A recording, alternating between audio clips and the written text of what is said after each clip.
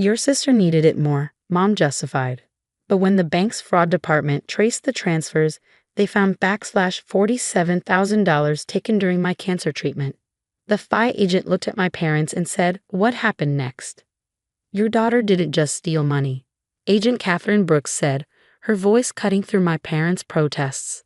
"She accessed her sister's account 127 times while she was unconscious in chemotherapy. She watched her sister's cancer fund donations come in and stole them within hours. This is wire fraud, identity theft, and given that some donations crossed state lines, it's federal. My name is Julia, and I'm writing this from my hospital bed, where I'm recovering not just from stage 3 breast cancer, but from the betrayal that cut deeper than any surgeon's knife. It started 8 months ago when I was diagnosed. 29 years old, single, and suddenly facing the fight of my life. The medical bills were staggering. Insurance covered some, but with experimental treatments, specialized surgeons, and months of inability to work, I was looking at over $200,000 in costs. My community rallied. Friends organized fundraisers, coworkers donated PTOs so I could keep my benefits, and strangers contributed to my GoFundMe. Within 3 months, we'd raised $47,000, enough to cover my immediate treatments and keep me afloat during recovery. My younger sister Lauren was my designated helper. She managed my appointments when chemo brain made me foggy, handled my bills when I was too sick to focus, and had access to my accounts to pay for medications and treatments. "Don't worry about anything," she'd said, holding my hand during my first treatment. "I've got you. Just focus on getting better." I trusted her completely. Lauren was the golden child, married to a successful developer, living in a gorgeous house, driving a new Range Rover. Why would I question her? The first sign something was wrong came during month 4 of treatment. A bill from my oncologist bounced. "That's impossible," I told the billing clerk from my hospital bed. "I have over $30,000 in that account." She rechecked. "I'm showing a balance of $346. I was too weak to investigate properly. When I asked Lauren, she said there must be a banking error, that she'd handle it. I was having surgery the next day. I had to trust her. But bills kept bouncing. The specialty pharmacy called about unpaid prescriptions. My landlord said my rent check was returned. Each time, Lauren had an explanation: banking delays, insurance mix-ups, administrative errors. "You're so sick, Jules," she'd say, tears in her eyes. "Let me handle this stress for you." Then came the day that changed everything. My friend Melissa, who'd organized my main fundraiser, called while I was getting my 7th round of chemo. "Julia, I'm looking at your GoFundMe, and it says you've withdrawn everything. Are you okay? Do you need more help?" "I haven't withdrawn anything," I said, my chemo-fogged brain struggling. "Lauren handles the banking." "Julia," Melissa's voice was strange. "I can see the withdrawal history. It's all going to an account that isn't yours."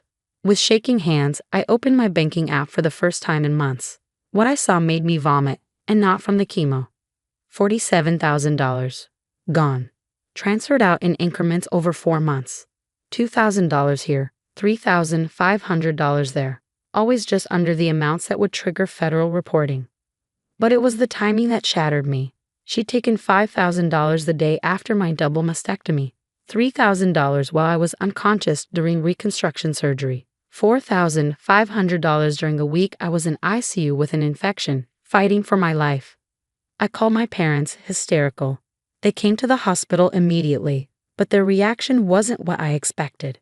"There must be an explanation," Mom said, not meeting my eyes. "Check with Lauren first before making accusations," Dad added. "Family doesn't steal from family." But I was done checking. I called my bank's fraud department from my hospital bed, IV still in my arm, and reported the theft. The investigation was swift and damning. The transfers all went to accounts belonging to Lauren and her husband Blake. The metadata showed the transfers were made from Lauren's phone, often while she was supposed to be at the hospital with me. "This is systematic theft," the fraud investigator told me. "The pattern suggests someone who knew exactly when you'd be incapacitated and unable to notice." When Detective Michael Torres arrived at my hospital room, he brought evidence that made everything worse. "Your sister didn't just take your medical fund," he said, showing me printed records. "She also opened 3 credit cards in your name, maxing them out. Another $18,000 in debt. She used your social security number, your date of birth, everything she had access to as your medical power of attorney. But she has money, I whispered. The house, the cars. Detective Torres' expression was grim. We've discovered your sister and her husband have been living far beyond their means. They're facing foreclosure, bankruptcy. Your medical fund was keeping them afloat. The confrontation happened in my hospital room because I was too weak to leave. Lauren arrived with our parents, playing the concerned sister until she saw Detective Torres. Jules, what's going on? She tried for innocence, but her voice shook. You stole my cancer fund, I said flatly. All of it. While I was dying, you were stealing from me. I was going to pay it back. The admission burst out of her. Blake's development deal fell through. We just needed a loan. A loan? I struggled to sit up, rage giving me strength. You took money people donated to keep me alive. I couldn't pay for my medications because of you. Your sister needed it more, Mom interjected. She has a family, a mortgage. You're single. No kids. I hear you cancer. I screamed. I needed that money for CHEMTHERAPY. Family shares everything, Dad said weakly. Lauren was going through a hard time. I was going through cancer. I couldn't believe what I was hearing. She watched me suffer, held my hand during chemo, then went home and stole the money meant to save my life. Agent Brooks from the FBI arrived then, having been called in due to the interstate nature of the fraud. Donations had come from across the country. Mr. and Mrs. Hamilton, she said to my parents, are you aware that your daughter Lauren accessed Julia's account 127 times during her treatment? That she specifically timed the thefts for when Julia was unconscious or incapacitated. My parents' faces went white. Furthermore, Agent Brooks continued, we have evidence Lauren researched Julia's treatment schedule, accessed her medical records to know when she'd be most vulnerable, and even delayed paying certain medical bills to keep more money available for theft. She knew when I'd be too sick to check, I realized aloud. She volunteered to be my medical advocate to have access. Lauren broke down. You don't understand the pressure. Everyone expects us to be perfect. The house, the lifestyle. Blake would leave me if he knew we were broke. So you decided I should die instead? I asked. Because that's what happens when cancer patients can't afford treatment, Lauren. They die. You're being dramatic. 3 of my treatments were delayed because of bounce payments. I cut her off. My surgeon almost canceled my reconstruction. The infection I got? That was because I couldn't afford the premium antibiotics and had to take a generic that I'm allergic to. You remember that infection, right? The one that almost killed me. Lauren went silent. You visited me in the ICU, I continued. Cried about how scared you were of losing me. Then stole another $4,500 while I was on a ventilator. The arrest was swift. Lauren was charged with wire fraud, identity theft, and embezzlement. Blake was charged as an accessory. They found evidence he'd helped plan the thefts, even creating fake invoices for medical equipment to cover their tracks. But it was my parents' reaction that hurt almost as much as the betrayal. You're really going to send your sister to prison? Mom asked. Over money? She stole my cancer fund, I said for what felt like the 100th time. She could have killed me. But she didn't, Dad argued. You're getting better. Why ruin her life? She ruined her own life when she chose theft over my life, I replied. They sided with Lauren through the trial, hiring her lawyers, putting up their retirement for her bail. They testified that I'd always been selfish with money, and that Lauren was just borrowing what families should share freely. The evidence was overwhelming. The banking records, the timed thefts, the credit cards, the fake invoices. But what sealed Lauren's fate was a text exchange between her and Blake that investigators found. Blake, how much more can you get? Lauren, she's going into surgery tomorrow. Should be out for hours. I can probably move 5K without triggering alerts. Blake, perfect. The mortgage is due. Lauren, I feel bad. She looked really sick today. Blake, it's just money. She'll get more donations. Lauren, true, and it's not like she has kids to support. We need it more. Listening to those texts read in court while still bald from chemo, still weak from radiation, still carrying the scars from surgeries I almost couldn't afford, it broke something in me that cancer hadn't touched. Lauren was sentenced to 5 years in federal prison. Blake got 3. The judge was particularly harsh because of the premeditated nature, using my medical schedule to time thefts, taking advantage of my vulnerable state. This wasn't a desperate decision, the judge said. This was calculated cruelty against a family member fighting for their life. My parents still visit Lauren in prison. They've cut me off completely, saying I'm heartless for not forgiving family. Extended relatives are split, some appalled by what Lauren did, others saying I should have just given her the money as she needed it. I've had to rebuild everything. The community that originally donated rallied again when the story made the news, raising enough to cover my remaining treatments. My friend Melissa manages the funds now. I'll never give family financial access again. The cancer is in remission. I'm winning that battle. But the betrayal metastasized through my family in ways that no radiation can touch. I lost more than money. I lost the sister who was supposed to be my rock, parents who should have protected me, and the naive belief that blood means loyalty. Lauren writes me letters from prison. I don't read them. Mom sends messages through friends saying Lauren is sorry, that she's suffered enough, that I'm killing them with my coldness. But I'm alive. Against the cancer's odds and Lauren's theft, I'm alive. I survived malignant cells and malignant family. The medical debt is crushing, the family loss devastating. But every morning I wake up is a victory Lauren tried to steal from me. She thought my cancer made me weak, vulnerable, an easy target. She was wrong. Cancer taught me to fight for my life. When she tried to take that life through theft, she learned that survivors don't just survive disease. We survive betrayal too, even when it comes from the people who should love us most. Especially then. My parents forgot their wallets again.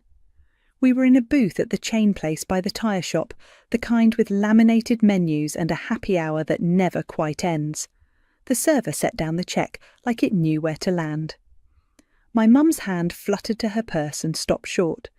My dad patted his back pocket and widened his eyes, a little play they've run since I was old enough to sign for things.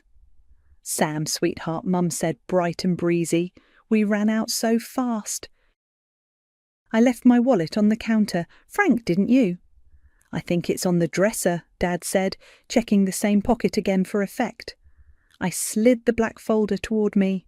186. Down payment. 2 margaritas for Mum, a steak for Dad, an entree and iced tea for me, a sampler platter, they didn't touch much, a slice of cheesecake boxed for tomorrow. I did the quick math for the tip in my head like always and tucked my cashback card inside. My name is Samantha Newton. I'm 39, the oldest, the one who gets reminded to take a jacket and somehow ends up taking the bill. I work the front desk at a dental practice in Aurora, Illinois. Deposits, no-shows, insurance calls, the whole symphony of grown-up logistics. I rent a small one-bedroom a few blocks from the Fox River, 10 minutes from my parents' townhome and 12 from the office. I like lists, receipts and knowing what's due when. You'd think that would have protected me from dinners like this. It hasn't. The server came back with a pen. Do you need change? No, I'm good, I said and signed. Mom relaxed. Dad launched into a story about a neighbour's new patio, like we hadn't just rehearsed an old scene. On the way out, Mum squeezed my arm. We'll Venmo you, baby, she said, that airy tone that meant it would be mentioned again only if I brought it up. It's fine, I said. My voice did the calm thing it does. Conflict slides off me until it doesn't. They'd had drinks, so I drove them home in my Corolla, their takeout box sweating on Dad's knees. Mum pointed out the window at a banner zip-tied to a fence. Congratulations, graduates. Can you believe Riley is done? She said. Laurel has ideas, big ones. You know how she is. Laurel is my little sister, 37. She married Tyson, who is agreeable to a fault and my age, and they have one kid, Riley, 18, tall and polite, and always the one to carry folding chairs. He's walking the stage in 3 weeks. We'd all been talking plans around that, and not much else. I talked to Laurel on Tuesday, I said. She said backyard or community centre. I told her both could work. Well, we'll see, Mum said, which is her favourite way of not committing. It'll be nice. Family. He deserves it. I pulled into their driveway. The porch light flicked on with the motion sensor. Dad gathered the takeout, and Mum fished for her keys. "Love you," she sang, already distracted. "Text when you're home." "I will," I said. Back in my apartment, I kicked off my flats and put the receipt on my little corkboard where all my "I'll just handle it's" go. There is a certain kind of pep talk I give myself after nights like this. It's family. It balances out. They did a lot for you. It's only money. It's not worth a thing becoming a thing. My stomach always answers first. Tonight it answered with a twist. I set an alarm for 6:15 a.m. Like always, plugged in my phone and scrolled a bit. The group chat, Mom, Dad, me, Laurel, Tyson, Aunt Bianca, was all fireworks gifts for Riley's scholarship and a link to a discount balloon arch. Nothing about dinner. I didn't expect anything. I brushed my teeth, changed into soft pants and stacked dishes in the sink for tomorrow me. At 10:41, my phone lit up with Mom. I let it ring out. I wasn't in the mood to be asked for a tiny favour that turns out to be a deposit. The missed call banner disappeared. A voicemail badge popped up almost right away. I hovered a second, then hit play and put it on speaker. There was the muffled shuffle of a phone not aimed at a mouth. A clink of glass. Mum's voice, clear but distant. "Laurel, I'm telling you, the community room will make it special. Big photo board, you'll cry, I'll cry." Laurel's voice came through like she was on Mum's kitchen speaker. "Riley will pretend to hate it, which means it's perfect." "Did you call the community centre?" "I'll call tomorrow," Mum said. "We'll hold it on Sam's card and then everybody can pay her back later." Silence in my living room, the hum of my fridge. On the voicemail, a cabinet door thumped closed. "Is she okay with that?" Laurel asked, but in a way that didn't make it a real question. Mum laughed, low and self-satisfied. "She'll pay. She always does." Laurel laughed right along with her. I didn't move. The voicemail kept going like a radio I hadn't meant to turn on. "Do you know how much it is?" Laurel asked. "Tyson said the room at the Park District is like, what, 200? $250 for the big one," Mum said. "But that includes tables and chairs. We'll do Costco trays. Bianca can bring deviled eggs. We'll just, it's family." "Laurel," Mum added lower, like sharing a secret. "Sam's basically our family ATM. She likes helping." I felt the words hit like a tiny slap. Not the worst thing I've ever heard, but clean and accurate in a way that made my face go hot. Family ATM, a drawer shut, someone laughed. The voicemail cut off. I stared at the ceiling for a beat, then opened the family group text. My thumbs hovered over the keyboard while my heart thudded. I typed slow, like I was talking to my future self more than anyone else. "I'm not paying for the room. If you want it, send $50 per household by Friday 5 p.m. "Or I'll release it," I added my Venmo and Zelle, then read it again. No exclamation points, no apology. I hit send and set the phone face down on my nightstand, like it was warm. 3 dots popped up, disappeared. Aunt Bianca's heart emoji floated in. Laurel dropped 3 party horns. Mum sent, "Yay, it'll be so nice," and a gif of a kid in a graduation cap tripping up some stairs. No one asked a question. No one sent money. I didn't sleep well. Every time I closed my eyes, I was back in that booth, signing the little slip while Mom said she'd Venmo me. At 5:30 a.m, I gave up and made coffee. The river looked grey and flat outside my window. I pulled on my navy scrubs, stuck my hair in a bun, and drove to the dental office, the Corolla heater huffing warm air at my knees. By 8:05, we'd already checked in 2 cleanings and a crown seat. I was taking a copay at the desk when my phone buzzed. Thumbs up emojis stacked in the group chat like confetti, 0 payment notifications. Hannah slid next to me with a tray of sterilised packs. "You're making your 'someone is being ridiculous' face," she said under her breath. "Am I?" I slid a receipt across the counter and smiled at Mr. Patel. "You're all set. Right this way." When the waiting room cleared, I told her, low and quick, about the butt dial, the community centre, family ATM, the text. Hannah's eyebrows went up, but she didn't do the big gasp thing. "Oof," she said. "I'm sorry, that's a gross thing to hear." "I know." I laughed, but there wasn't any humour in it. I sent a boundary text. "We'll see." "What did you say?" I recited it, word for word, the way it sounded in my head last night. She nodded. "Good. Make the boundary boring and stick to it. No speeches, no anger. Just, this is the system, folks.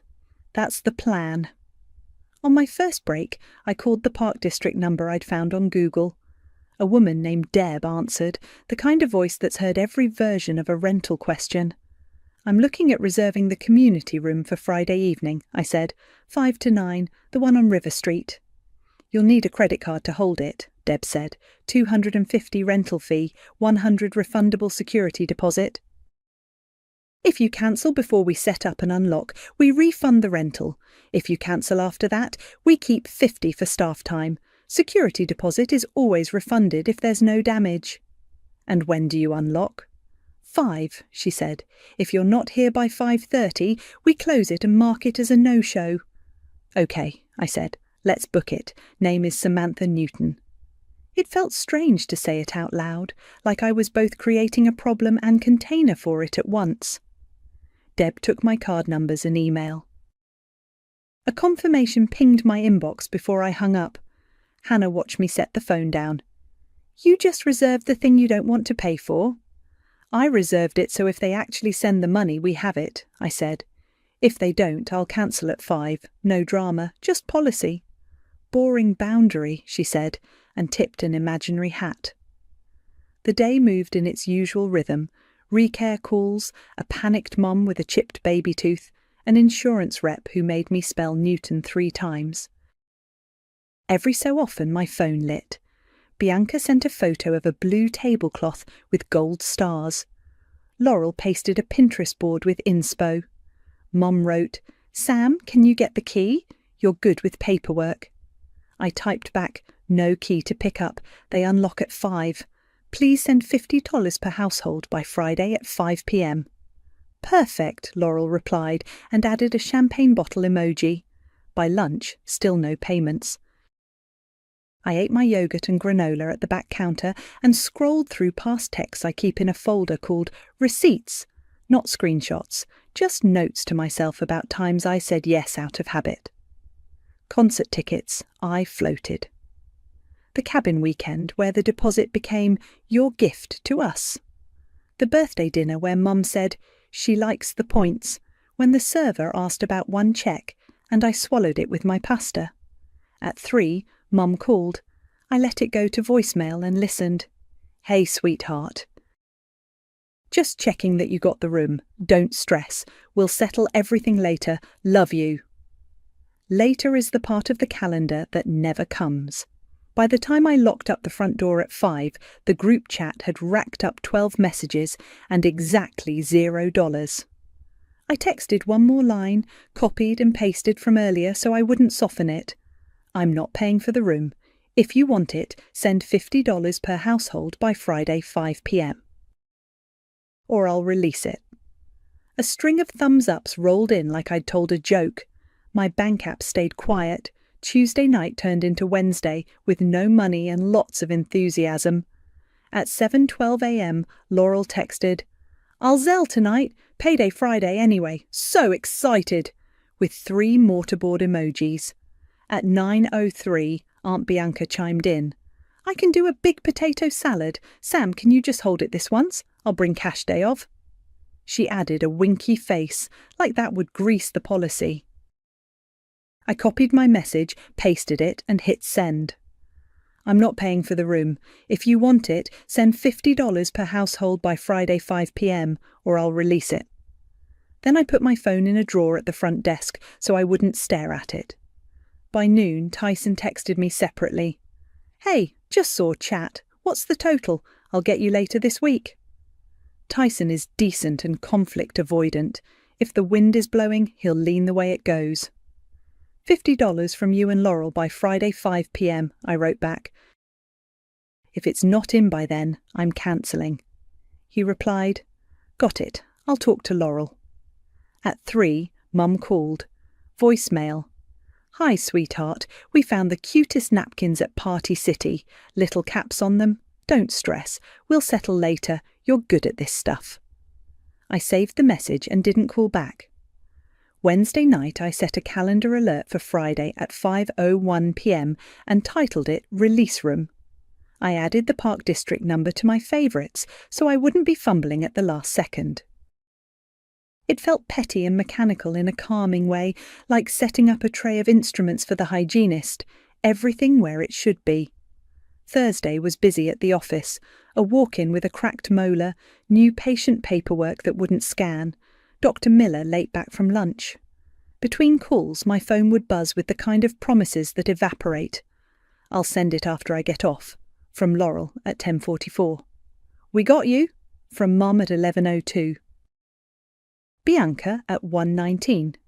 Payday, Friday, I'm good for it. Thumbs ups multiplied, money did not. While I refilled the Keurig water tank, my brain opened drawers labelled with other we'll settle laters. The time I fronted 4 concert tickets so we could sit together and got paid back for exactly 2, mine and Tyson's, after 3 months of nudging. The winter cabin weekend where I put down the deposit and got told, over mugs of cocoa, let this be your gift to us, like they were doing me a favour by letting me pay. The birthday dinner where the server asked, together or separate? And Mum said, together, she likes the points, like points are currency you can use on rent. After work Thursday, I drove by the community centre on River Street out of curiosity. The building is a low rectangle with a mural of kayaks and a list of posted rules on the door. No tape on walls, tables must be wiped, trash tied and taken out to bin behind. Practical. I sat in my car for a minute and imagined the room full of our mismatched folding chairs, Riley's photo board propped on an easel, Laurel trying to make a Costco cake look like a bakery one. It could be nice. It didn't have to be on my card to be nice. Friday morning, Hannah handed me a stack of recall postcards. How's your experiment? She asked. Boring, I said, and meant that as a compliment. Perfect. At 11:07 a.m, Tyson texted, I can swing by the ATM at lunch if you want cash. Payment apps only, I wrote. I wasn't going to play courier. It has to hit my account by 5. OK, he replied, and then, working on it. At 2:32 p.m, Mum sent a photo to the group chat. Her cart at the party store overflowing, plastic tablecloths, a gold 2024 banner, napkins with little caps, a pack of helium balloons cropped just so you couldn't see the price. Getting started, so exciting, she added. Sam, do you want me to grab the key? No key to pick up, I wrote. They unlock at 5. Please send $50 per household by 5 p.m.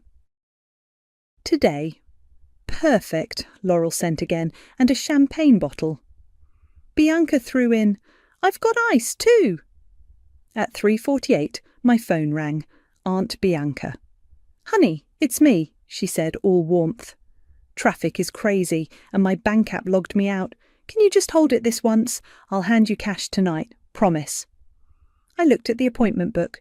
We had a root canal at 4. I can't, I said. They refund if I cancel before they unlock. If I don't have the money by 5, I'm cancelling. A pause. It's $50, Samantha. I know, send it by 5. She sighed, disappointed like I'd failed a test I didn't know I was taking. OK.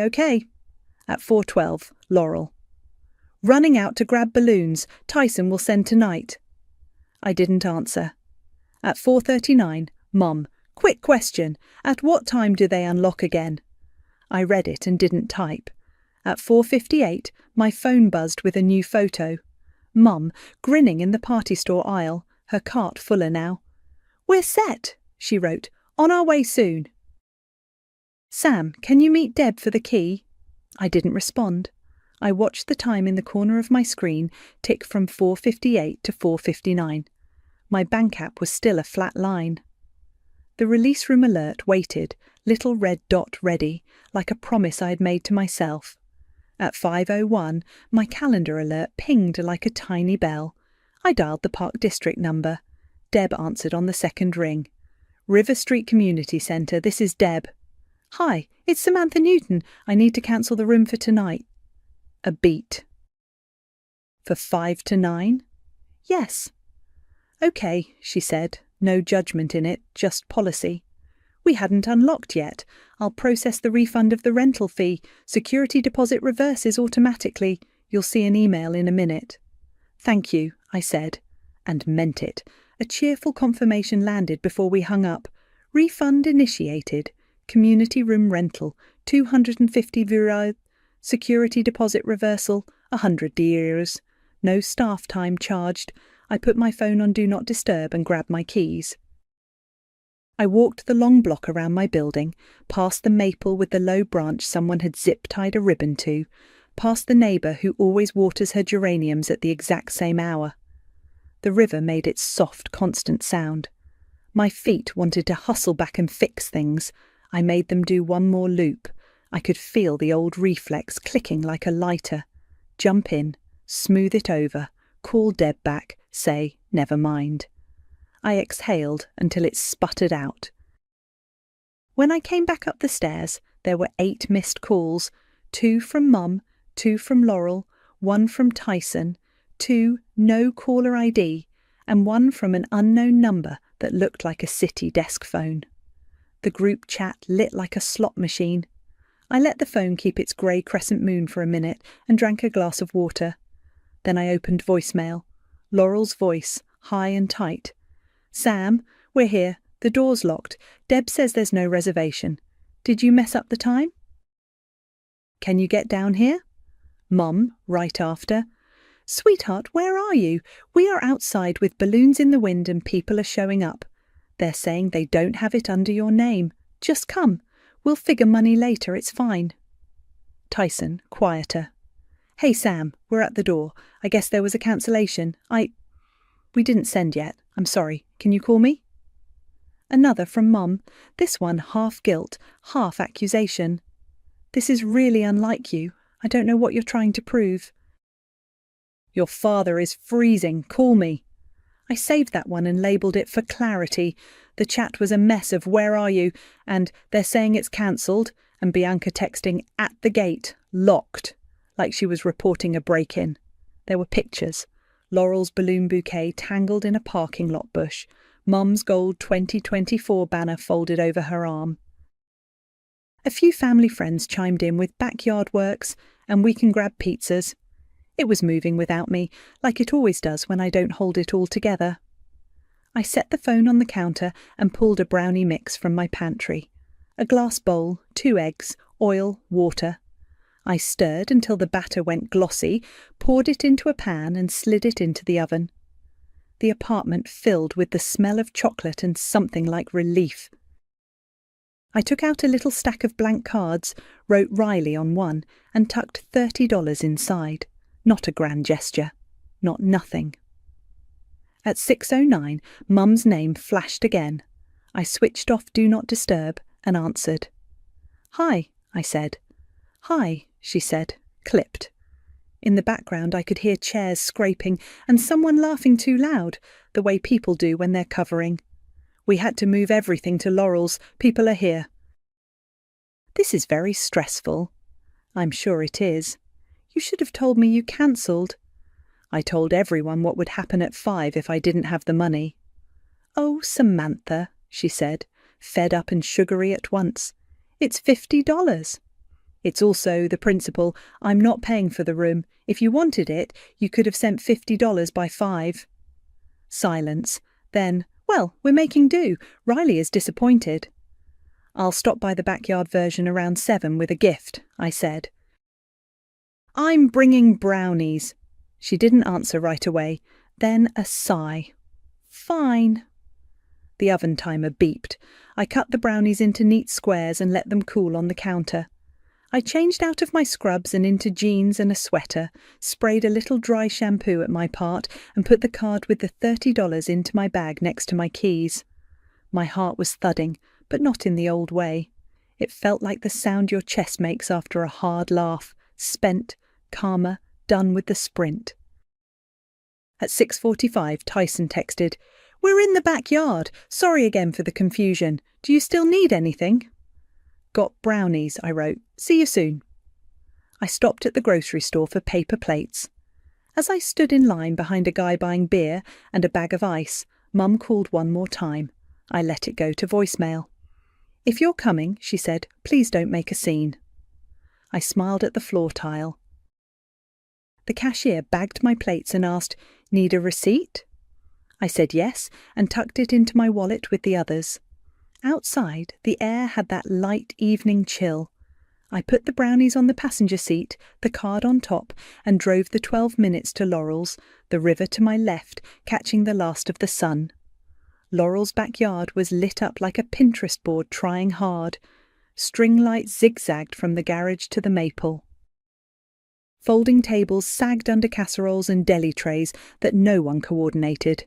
2 macaroni salads, 3 bags of chips, a platter of cut fruit sweating in its own syrup. A neighbour I recognised from Halloween shuffled across with a stack of mismatched chairs. Someone had taped the crumpled 2024 banner to the fence with blue painter's tape. Tyson met me at the gate. "Hey," he said, relief in his shoulders. He took the brownies. "These look great." "Congrats, host," I said, and he half smiled. Riley was by the fire pit, tall and awkward in his button-down, taking plates from people and finding places for them. When he saw me, he cut through the crowd. "Aunt Sam," he said, giving me a quick hug that was more like a lean. "Thanks for coming." "Happy almost freedom," I said. I handed him the card. "Little something for gas." He opened it right there because he's straightforward like that, saw the bills, nodded. "Thank you," he said again, lower. "For still coming." "Wouldn't miss it," I said. Laurel floated over, cheeks high with a smile that didn't reach her eyes. "We're making it work," she said, the words snug as a headband. "Crisis averted." "Looks nice, I said. "Where do you want the plates?" "Table by the grill," she said, already swivelling to shout, "Mom, Sam's here." Mum approached with her cup of punch and that fast, distracted energy she carries like a scarf. "Sweetheart," she said, kissing the air near my cheek. "We were worried. It was a whole thing." "I bet," I said. Dad was behind her, rubbing his hands together like it was November. "Bit of a wind in that parking lot," he said to the air. "I brought plates and brownies," I told Mum. I set the plates down and took a breath. "Can we talk for 30 seconds? Her smile flickered. "Now?" "Now," I said, keeping my voice small. I stepped to the side of the garage where the floodlight didn't quite reach. Laurel drifted with us, like a moth. Tyson hovered, then hung back. I pulled out my phone and hit play on the voicemail, holding it low between us. "We'll hold it on Sam's card," Mum's voice floated out tinny. "She'll pay. She always does." Laurel's laugh followed like a clap. The little piece of sound ended. The backyard hum kept going, ice clinking, someone telling a joke about a teacher, a baby crying once and then not.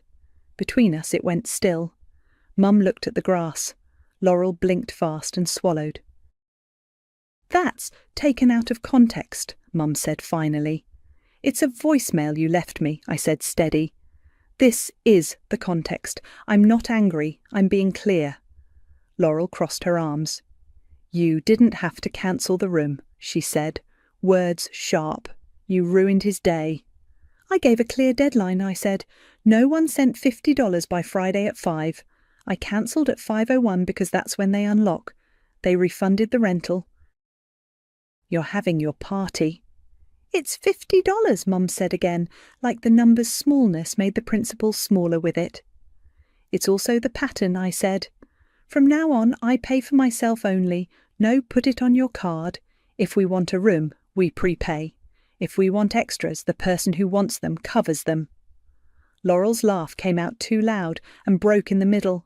"So what?" she said. "You're teaching us a lesson?" "I'm not teaching," I said. I'm stopping. Tyson edged closer, hands tucked in his pockets. We should have sent it, he said quietly. That's on us. Mum exhaled through her nose. Well, we made do, she said, looking at the chaos she'd helped create like it might blink into something prettier if she willed it. People are here. Let's not make a scene. I'm not, I said. I brought brownies. Laurel shook her head, eyes getting shiny. He was excited about the room, she said. You know he was. He's excited we're all here, I said, and that he's graduating. He's okay. As if to underline it, Riley called out from the tables, "Cakes by the drinks," to a cousin, then looked over at us and gave me the smallest grateful nod before turning back to his job of keeping the food line moving. Aunt Bianca slipped in, her bracelets chiming. "There she is," she said, aiming for lightness. "We thought you got lost." "I went home and baked," I said. "There's a pan on the grill table." She paused, reading the tension in the air, then patted my arm. "You know me," she said, half to Mum. "I always bring cash day of." Like that was a charming quirk and not the exact thing we were not doing. "I need it before things happen," I said, not unkindly. "That's the new rule." Bianca lifted her hands in surrender. Okay, she said. "We'll adapt." We let it go because the alternative was exploding the party. Tyson called, "Laurel, can you grab the lighter?" And she went, relief in the task. Mum followed, tossing over her shoulder, "We'll talk later," which usually meant we won't. I took the brownies to the table and cut them into squares. Riley circled back, snagged a corner piece, and chewed like a person savouring something that wasn't a casserole. "Seriously," he said to me, voice low, "thank you for still coming." "Seriously," I said back. "Congratulations." He smiled, and for a second I saw the toddler who used to fall asleep in my lap at family cookouts, sticky with popsicle. As the first plate made its way down the line, I stepped back, hands empty on purpose. People found seats and refilled cups. The string lights buzzed softly. The party happened without me orchestrating it, which was surprising only to us. I stood by the fence, felt the cool on my neck, and held my line the way you hold a railing on a moving train, lightly, steadily, without letting go. In the weeks after the backyard party, the group chat got useful. Laurel started sending links with actual numbers. Riley's gown photos are $60, order by Wednesday. Bianca posted, "Bringing a pan of baked ziti serves 12. There were fewer "we'll sees" and more "we can't make it." No one said family ATM. They didn't have to. I'd taken the plug out of that outlet. Mum tried twice to sneak the old way in. "Let's add a DJ for Sunday," she texted one morning. "Sam can," I replied, not covering that. She switched to "we'll think on it" and dropped 3 music note emojis like confetti could hide the sentence. Tyson, bless him, pivoted fastest. "What do I owe you for plates, ton pizza?" he texted me the Tuesday after the party. I told him the exact numbers. He zelled within 10 minutes, screenshot and all. "Thanks for the breakdown," he wrote. The next week, "We want to get Riley a toolbox for his car. Can you find one under $80? I sent 2 links. He bought one, texted done, and that was that. He'd always been decent. Now he was direct. At work, I gave Hannah the play-by-play between no-shows and insurance hold music. "It's boring," I said, pleased at how dull it sounded out loud. "Good," she said, handing me a patient chart. "Conserve your drama for Netflix." Laurel was the holdout. She filled silence with vision boards, and it's hard to paste a deadline on a dream. The Saturday after the party, I swung by their house to drop off a collapsible table I'd found in my closet and a banner stand someone from work had loaned me. As I turned to leave, Laurel followed me to the driveway. "You made Mum cry," she said, not hello. I set the banner stand gently in her hands. "She was embarrassed," I said. "That's different." Laurel's jaw worked. She looked like she hadn't slept. If you loved us, you'd help. If you respected me, you'd budget, I said. It came out clean, not sharp. This isn't about love, it's about not being a credit line.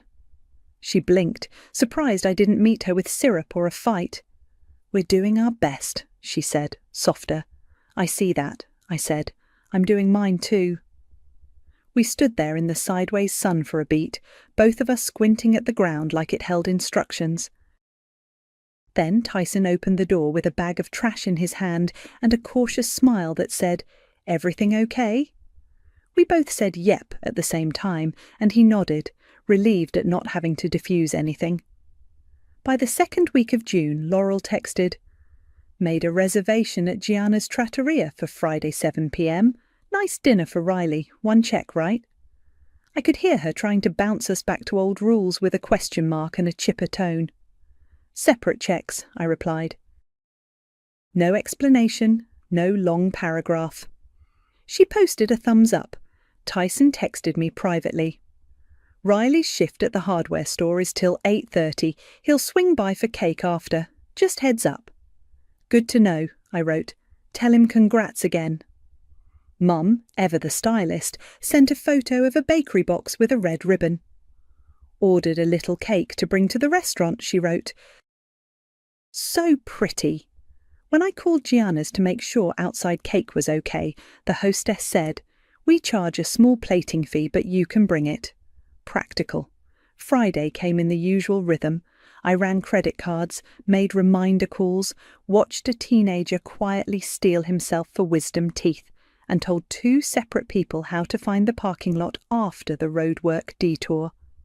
Hannah caught my eye as I grabbed my bag. "Tonight?" she asked. "Gianna's at 7, I said. "What's the mantra?" "Separate checks." She saluted me with a prophy cup. I went home, changed into a black dress with pockets, and drove over as the sky did that early summer lavender thing. Gianna's sits on a corner with a red awning and potted basil plants on the window ledge that smell like someone's grandmother. I parallel parked, checked that the card to Riley was still in my purse, and headed in. Laurel and Tyson were already there. Tyson in a button-down he probably ironed himself. Laurel in a floral wrap dress that said, "I have it together," even if her eyes said she was tired. Mum swept in right after me, all perfume and scarves, carrying the bakery box like a newborn. "They'll plate it," she told the hostess before the woman could greet her. "Table for Boyd," Laurel said.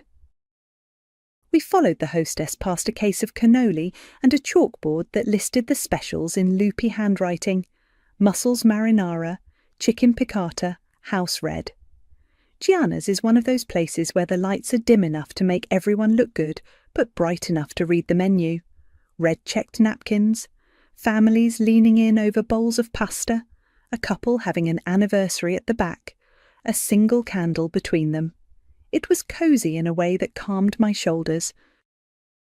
We sat, Laurel across from me, Mom to my right, Tyson to my left. The bakery box went to the side with a promise from the hostess about candles later. "Riley will come after his shift," Laurel said, like she could sense the thought forming. "We'll do cake with him." "Perfect," I said, and meant it. The important thing was that he'd be there at all, not that he was there at 7. Laurel smoothed her napkin. "1 check, right?" she sang again, half laughing like a throwaway line could undo a month. I shook my head once. She looked at Tyson as if he could translate. Before we could talk ourselves into a circle, the server appeared with water and a practiced smile. He set down 4 menus with a soft thwop and asked, friendly as a neighbour, "Together or separate?" "Separate," I said, and my voice didn't wobble. Mum laughed like I'd made a cute joke. "1 check. She likes the points," she told the server, winking. "Separate," I repeated, looking at him, not her. "Separate works," he said, neutral. "I can split by seat unless you want otherwise." "By seat is fine," I said. Menus opened like little doors. Laurel tried to make it breezy. "We'll start with calamari and bruschetta for the table." she told the server when he came back. "For your check?" he asked, pen ready. She blinked. Sure." "And a bottle of the house red," Mum added, smiling at me as if I should be proud she knew the phrase. "Make it 2. We've got a lot to celebrate." "For your check as well?" the server asked. "Yes," Mum said after a beat. "Of course." I ordered chicken piccata and a Pellegrino. Tyson went simple with spaghetti and meatballs and an iced tea. Laurel got the seafood special. Mum asked about the veal, then ordered it with extra capers and said, "We brought a cake." "They'll plate it later." The server nodded. "There's a small plating fee per person," he said. "Do you want me to hold the cake until your guest arrives?" "Yes," Laurel said quickly. "Riley's coming after work." We ate. The food was as good as I remembered. Lemon bright, pasta firm, basil in the air. Conversation skated on approved topics: a neighbour's patio, the banner at the school gym, Dad's latest new hobby, homemade pickles. Mum told the same story twice about a cashier who called her ma'am like it was an insult. Laurel broke off mid-sentence twice to check her phone for a text from Riley. Tyson kept an eye on the time. When the wine was poured, Mum tipped the bottle toward me. "Just a splash?" "I'm good with water," I said. She shrugged, poured herself more. At 8:39, Laurel's phone buzzed. "He's parking," she said, bright again. The server brought out the cake on a platter with a ring of strawberries. Someone in the back found a candle and stuck it in the corner. "We'll bring plates," he said, and did, one by one. We waited with our forks.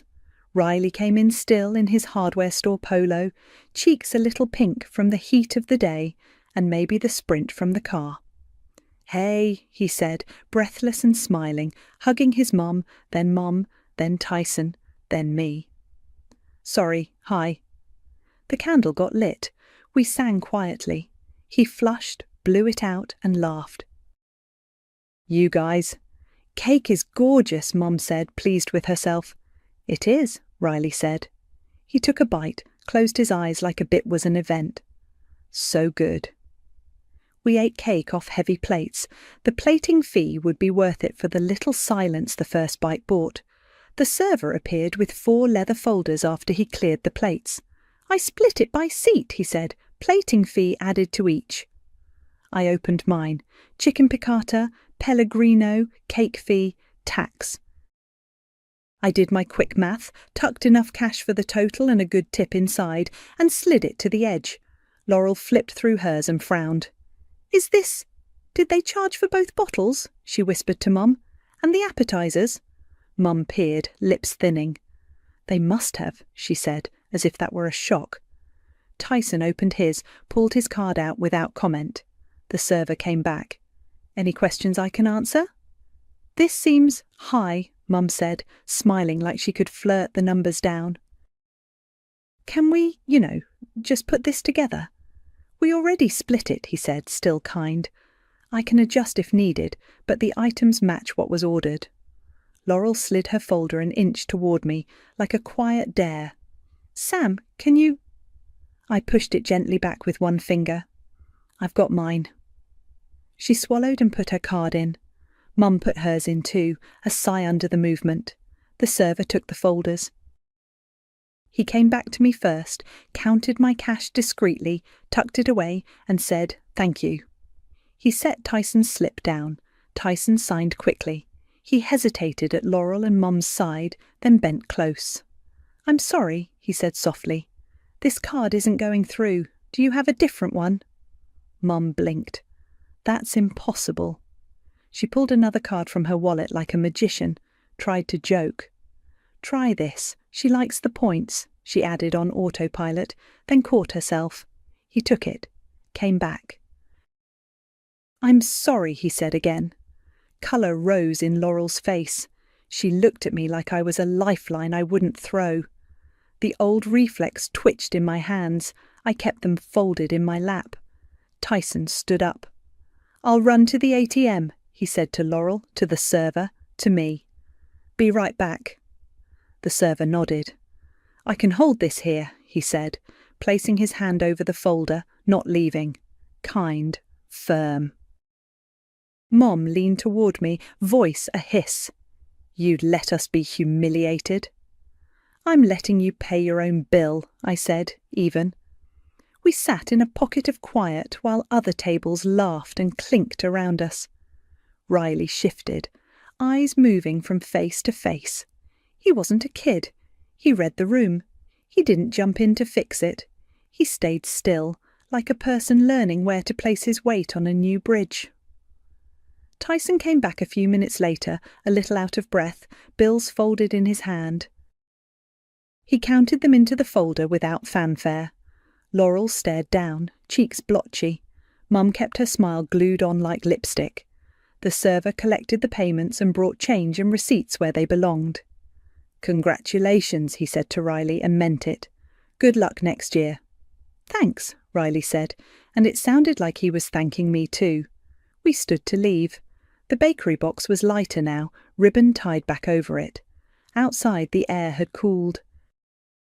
The basil plants by the window threw up a small green smell when the door swung. Riley hung back for a second next to me. He squeezed my hand once, quick and warm. I'm proud of you, he said under the hum of traffic. Me too, I said, and it felt true in my mouth. By the next week the group chat sounded different. Laurel posted a link to a park pavilion with a screenshot of the permit fee and wrote, $36 total. If you want in for Sunday potluck, send 9 tolkin by Thursday 6 p.m.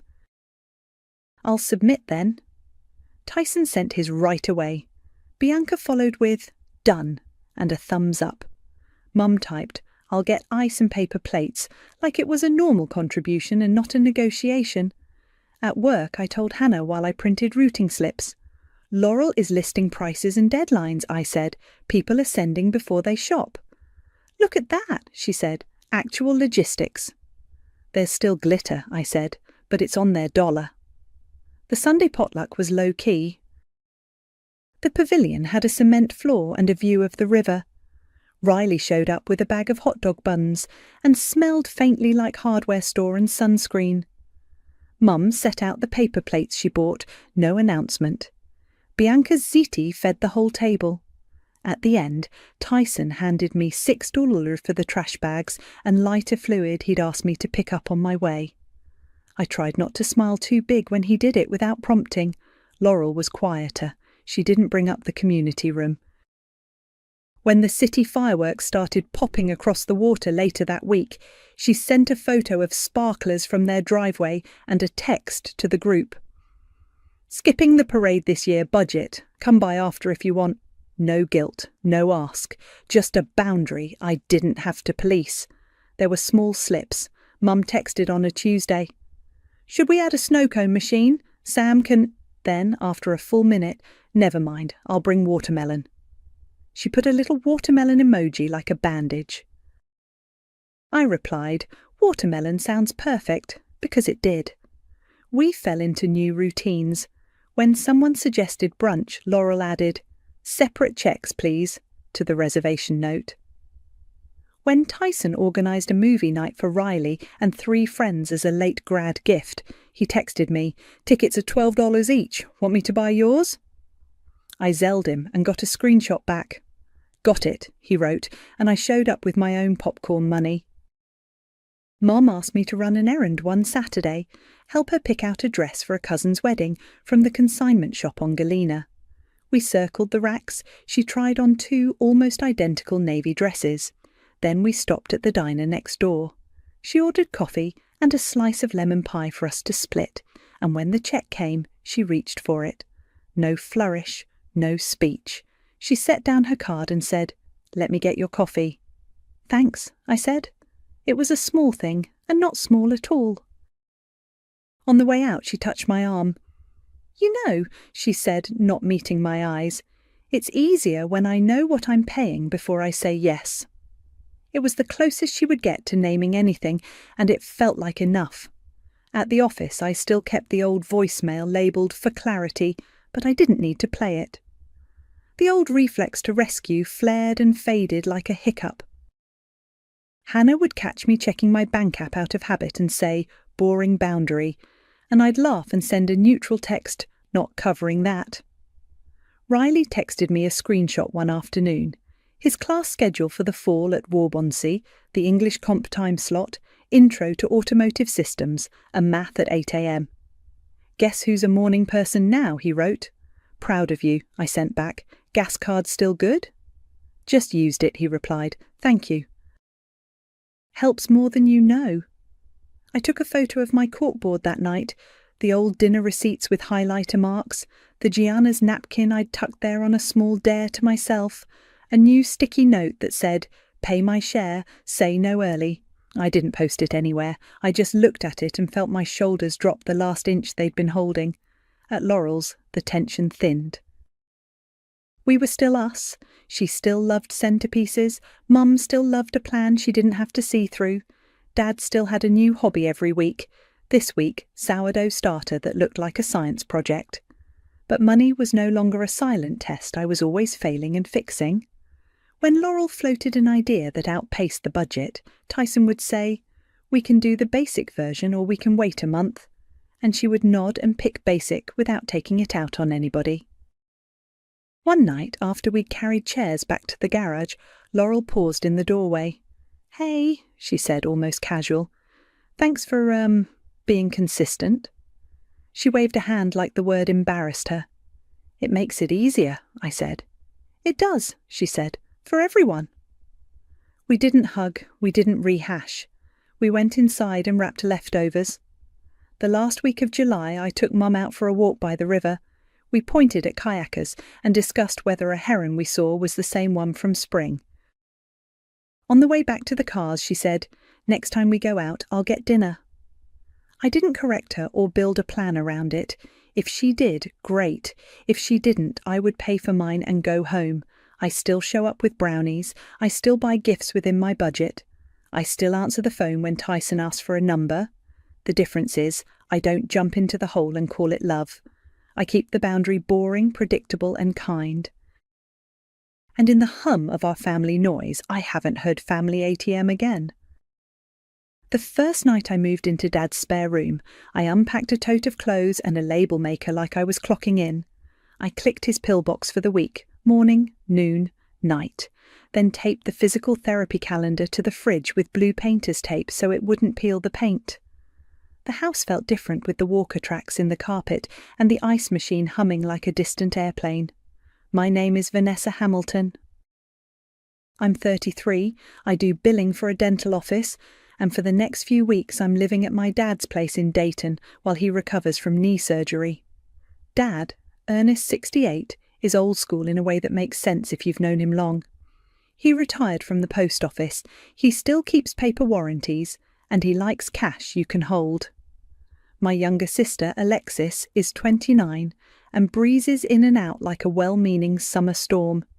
He came home from the hospital on Thursday afternoon after a right knee replacement. His discharge instructions were in a manila folder I labelled "Knee Keep," and I read them out loud while he pretended not to listen. Physical therapy is Monday, Wednesday, Friday at 10, with ice 20 minutes every 2 hours in the daytime. No stairs without help, no driving for at least 2 weeks. He scowled at that last part, then asked for coffee like having it would fix everything. I made it and set it on a cork coaster. "Cash is honest," he said that evening, scooting to the sideboard by the mudroom with his cane. He opened the top drawer like a ceremony and laid an envelope inside. He'd written RX on the front in block letters and counted out the bills. "$4.80, he said, "prescriptions and co-pays. I like to see it there." "Okay," I said. It wasn't how I'd do it, but I wasn't here to rearrange his insides. The side door opens into a small mudroom, washer and dryer on one side, a wire shelf with paper towels and cereal boxes on the other.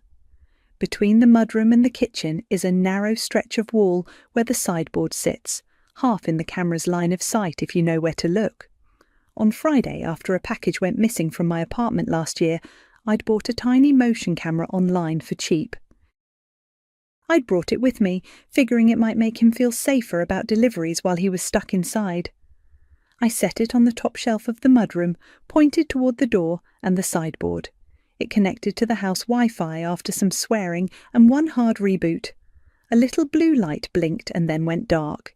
Easy to forget. I took the week off using my saved PTO, told my boss I'd be back next Tuesday unless something went sideways. "You're a good daughter," she said, and I felt a mix of pride and a hollow I couldn't explain. My lease was up the same week as his surgery, and instead of renewing, I moved my things into a storage unit and brought the basics here. It seemed sensible, temporary, safe. Alexis swung by Saturday around noon, perfume first, then a flash of hair and a grin. "Ness," she said, like we were still kids meeting on the porch steps. "She's got a way of making every entrance feel like a show." "I can stay for a minute. How's the patient?" "Cranky," Dad said from his recliner, but he was smiling. She kissed his forehead and fluffed the blanket like she'd been doing it all week. "I grabbed some groceries," I said, lifting a canvas bag onto the counter. Milk, eggs, sandwich fixings, his favourite granola, ice packs, the kind that don't sweat. "You can help me put these away, and then I've got to rotate his ice." "Oh, Ness, you're the best." She popped open a cabinet like she owned the hinges. When I set the granola on the wire shelf in the mudroom, I tucked it behind the cereal boxes. We'd all grown up on that brand. Dad still eats it like a religion. Dad dozed through a baseball game while I set reminders on my phone for meds. Oxy at noon with food, blood thinner at 6, Tylenol staggered. Alexis flicked through channels, then checked her phone and sighed. "I'm running to a thing," she said, already standing. "You good here?" "I'm good," I said, shifting the ice machine tube. She picked up one of the canvas bags I'd emptied. "What's that?" I asked. "Just the apples. I'll bring more later," she said, light and quick, and before I could decide whether to argue over 4 Honeycrisps, she kissed Dad's head again and called, "Love you, old man," and was out the door. After I helped Dad to the bathroom and back, I peeled the painter's tape off the calendar and added in big letters, "Sunday dinner, 5 p.m. It's a standing thing every other week. Aunt Sophia, Dad's sister, 64, brings salad, Uncle Stuart, 66, carries the heavy dishes and says little. I wrote it on the dry erase board by the fridge where we keep the week's plan: rides, ice, meds, PT. It looked harmless in black marker, a neat little square among chores. That night I checked the envelope in the sideboard because I'm the kind of person who counts what she's told is there. RX, $480. The paper felt crisp through the flap. I shut the drawer and put my palm on the wood, then turned off the kitchen light and let the hum of the ice machine fill the dark. The rhythm, rides, ice packs, receipts felt like care. I didn't see the crack under it yet. Sunday morning started with the soft scrape of Dad's walker and the smell of coffee I set to brew on a timer. I swapped his ice, clicked the pillbox for the day, and put the PT folder by his cane so we wouldn't forget to schedule the next week. The dry erase board by the fridge still said Sunday dinner. 5 p.m, neat black letters like a promise. He ate toast at the table while I rinsed the French press. "Sophia bringing that lemon thing?" he asked. "I'll text her and find out," I said, even though he knew I'm the one who keeps track. He tapped the table twice, satisfied, and went to the recliner.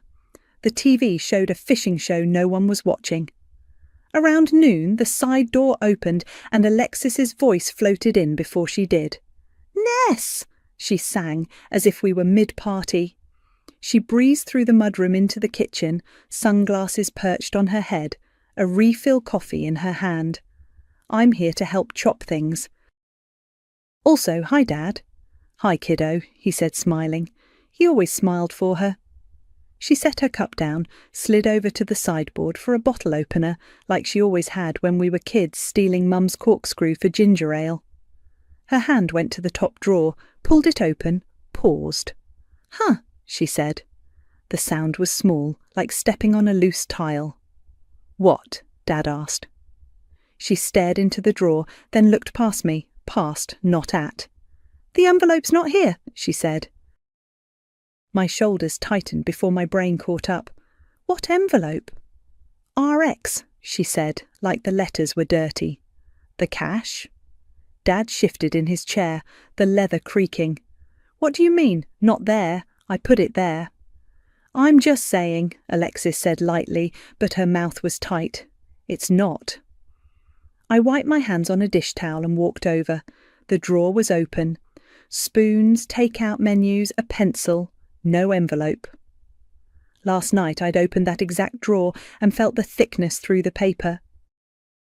I looked at Dad. It was there last night. Alexis didn't meet my eyes. Vanessa's the only one here all day, she said to the space over my left shoulder. I heard the TV, a commercial about SUVs climbing a mountain, and then Dad's breathing. He looked at the open drawer, then at me. Something in his face set, a click I recognised from the year I was 15 and got caught sneaking back after curfew. Tell me you didn't, he said, voice flat. I didn't, I said, steady because I had to be. I have a job. If you need more for co-pays, I can go to the bank, but I didn't take your cash. Alexis's laugh was small and bitter. No one's accusing, You are, I said. You just did. Dad put a palm on the arm of his chair like he needed the contact. Vanessa, he said, and my name sounded like a sentence. This is my house. I keep things where I keep them. If something's missing... It was there last night, I said again, not louder, just trying not to drown. He looked past me at the mudroom, as if the envelope might float back in. Then he looked at me like he had decided something. Be gone by sundown, he said. No yelling, just a final click. Leave your key. Dad, I said. It was all I managed. He looked down like he couldn't stand to meet my eyes. I can't, he shook his head. Be gone by sundown. Alexis reached for her coffee, avoiding my gaze. I'll help with dinner, Dad, she said in a soft voice, like she was balancing a tray. I went to the spare room and packed a tote. Jeans, a couple shirts, my toothbrush, chargers, the folder with my work laptop. I left the pillbox on the counter aligned to the noon dose. I hung my key back on the labelled hook in the mudroom, front door, in my tidy handwriting, like that would make any of it neat. On the way out, I erased Sunday dinner from the board and wrote cancelled in small letters beside it, then hesitated and wiped that too. It felt petty either way. Text Aunt Sophia, I called from the doorway because someone had to. I'll handle it, Dad said without turning around. I drove until I saw a low strip of motel rooms with a weekly rate sign in the window and a vacancy light that buzzed. The lobby smelled like old coffee and the kind of lemon cleaner that never quite erases what came before. I handed over my debit card and my ID, and the clerk slid me a keycard for 12B and a Wi-Fi password on a tiny slip of paper. The room was square, the bedspread geometric and loud, the AC unit droning like a faithful dog. I sat on the edge of the bed and didn't move until my phone buzzed with a bank alert for the hold the motel had placed. That broke something open. I cried the kind of cry that takes your whole face, heaving and hot, not pretty, not quiet. Relief threaded through it in a weird way, like I'd been waiting for this shoe to drop for years, and now at least I could stop flinching. I showered with the thin bar of soap, put on clean socks, and turned the TV to a cooking show with the volume low. The light through the curtains went from grey to dark. I didn't answer texts. I curled around the motel pillow and let the AC wash white noise over me until I fell into a sleep that felt like falling through a trapdoor. At 3 a.m, I woke up with my heart sprinting and one clear thought: the mudroom camera. I sat up in the motel bed at 3 a.m. like a diver breaking the surface. The AC rattled, the TV glowed blue on mute, and my phone sat face down on the nightstand with 22% battery. I plugged it in with hands that didn't feel like mine and opened the camera app I'd downloaded on Friday when I set up the mudroom cam. The login screen made my stomach lurch like I'd forgotten a password I'd known for years. I typed slowly, double-checked, got in. The app showed a little thumbnail of the mudroom with a red dot next to events. I tapped. A list popped up with timestamps and tiny grey silhouettes. Saturday, me walking in with granola. Sunday morning, me swapping the laundry. Sunday afternoon, 12:17 p.m, motion detected. My finger hovered. I tapped the 12:17 clip. The feed opened on the doorway and that narrow sliver of wall. The top of the sideboard sat in frame. You can see the labelled hook where I'd hung my key earlier, front door in neat black labeller tape, and the edge of the wire shelf with cereal boxes stacked 2 deep. The date and time stamped themselves in the top right corner in blocky font, Sun 12 done 17:04 p.m. A purse strap swung into view before Alexis did. Then there she was, stepping in from the side door, the same sunglasses on her head she was wearing when she breezed in. She paused and looked toward the kitchen, listening. Her head tipped like she was making sure the TV was still on and Dad was still in his recliner. Then she turned to the sideboard. She opened the top drawer, the motion smooth, like she'd done it 1,000 times. Her body blocked the view of the inside, but her shoulder dipped, and I watched her hand slide something flat out. The white of the envelope caught the light for a second. RX in Dad's block letters flashed. She didn't fumble. She didn't hesitate. She tucked the envelope against her side, pivoted to the wire shelf, and slid it into a cereal box halfway back. She used her thumb to ease the flap down like it was nothing. Then she smoothed the cardboard with the flat of her palm, once, twice, and glanced toward the kitchen again. She stepped out the same way she'd come in. The clip ended itself. The app dropped me back to the list. My heart was doing its own thing, fast and weirdly quiet. I opened it again and watched the same sequence. Purse, drawer, RX, cereal, smooth, gone. The overlay timestamp was clean. The date was today. There was nowhere for my brain to wiggle out. I hit the download arrow. The app asked if it could save to my camera roll. Yes. The progress ring crawled around in a slow grey circle that felt like a mile. Saved. I opened my email, attached the file, and sent it to myself with a subject line I wouldn't forget, Mudroom 12:17 p.m.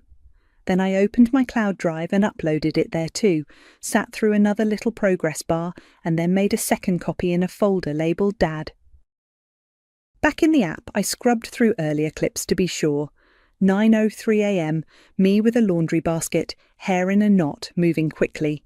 9:41 p.m. last night, me checking the drawer, my face half out of frame, opening it, touching the edge of the envelope through the paper, closing it, palm on the wood. Watching myself made my throat hurt. I took a screenshot of the time-stamped frame anyway and saved that too. I set the phone down and leaned my head against the room's thin headboard. The noise from the AC wrapped around me like static. Relief moved through me like a warm wave, proof, clean and simple, right there. It hit a second later that the thing I was proving had existed in the first place. Grief sat down next to relief and didn't move. I got up, paced the strip of carpet between the bed and the dresser, and pulled the curtains back a sliver. The parking lot was a rectangle of sodium light and empty spaces. Somewhere in the motel, someone coughed, a sharp bark, and then nothing. My phone chimed once with the outgoing email confirmation. Part of me wanted to call Dad immediately, hold my phone up to the mic and make him listen. But I could picture the way he would go silent, the way he would protect himself by not understanding, and the way Alexis would tell him it wasn't what it looked like. I needed to be smarter than my fury at 3 a.m. I went back to the app and used the share option to export a second version in case the file type was weird on someone else's phone. I made a 1-minute clip that started with the clear shot of the drawer and ended with her smoothing the cereal box flap. I saved stills of the RX letters, of her hand on the box, of the timestamp. Triple redundancy. If the cheap camera company decided to delete their cloud tomorrow, I wouldn't be empty-handed. When there was nothing left to back up, I finally let myself sit. I drank motel tap water from a paper cup with a little blue wave printed on it and stared at the money I didn't have for next week and the $480 I didn't touch that now lived in a cereal box at my father's house. The TV flickered through a car commercial to a show about pancakes. I lowered the volume until it was just image, no sound. The sky outside was still black. I slid under the motel blanket and put the phone on the pillow next to me like a pet I could trust. I had the proof. Now I had to decide what to do with it. By sunrise, the motel coffee was sputtering into a paper cup and my phone was at 100%. I watched the clip once more, then closed the app and got in my car before I could talk myself into anything messy. The drugstore 2 blocks over had a money services counter wedged between greeting cards and the blood pressure cuff. I asked for a money order for $480. The clerk tore it off the stack and slid it under the plexiglass. "Any memo?" she asked, pen hovering. I said, "Yeah," and wrote in neat block letters, "Repayment for what you think I took."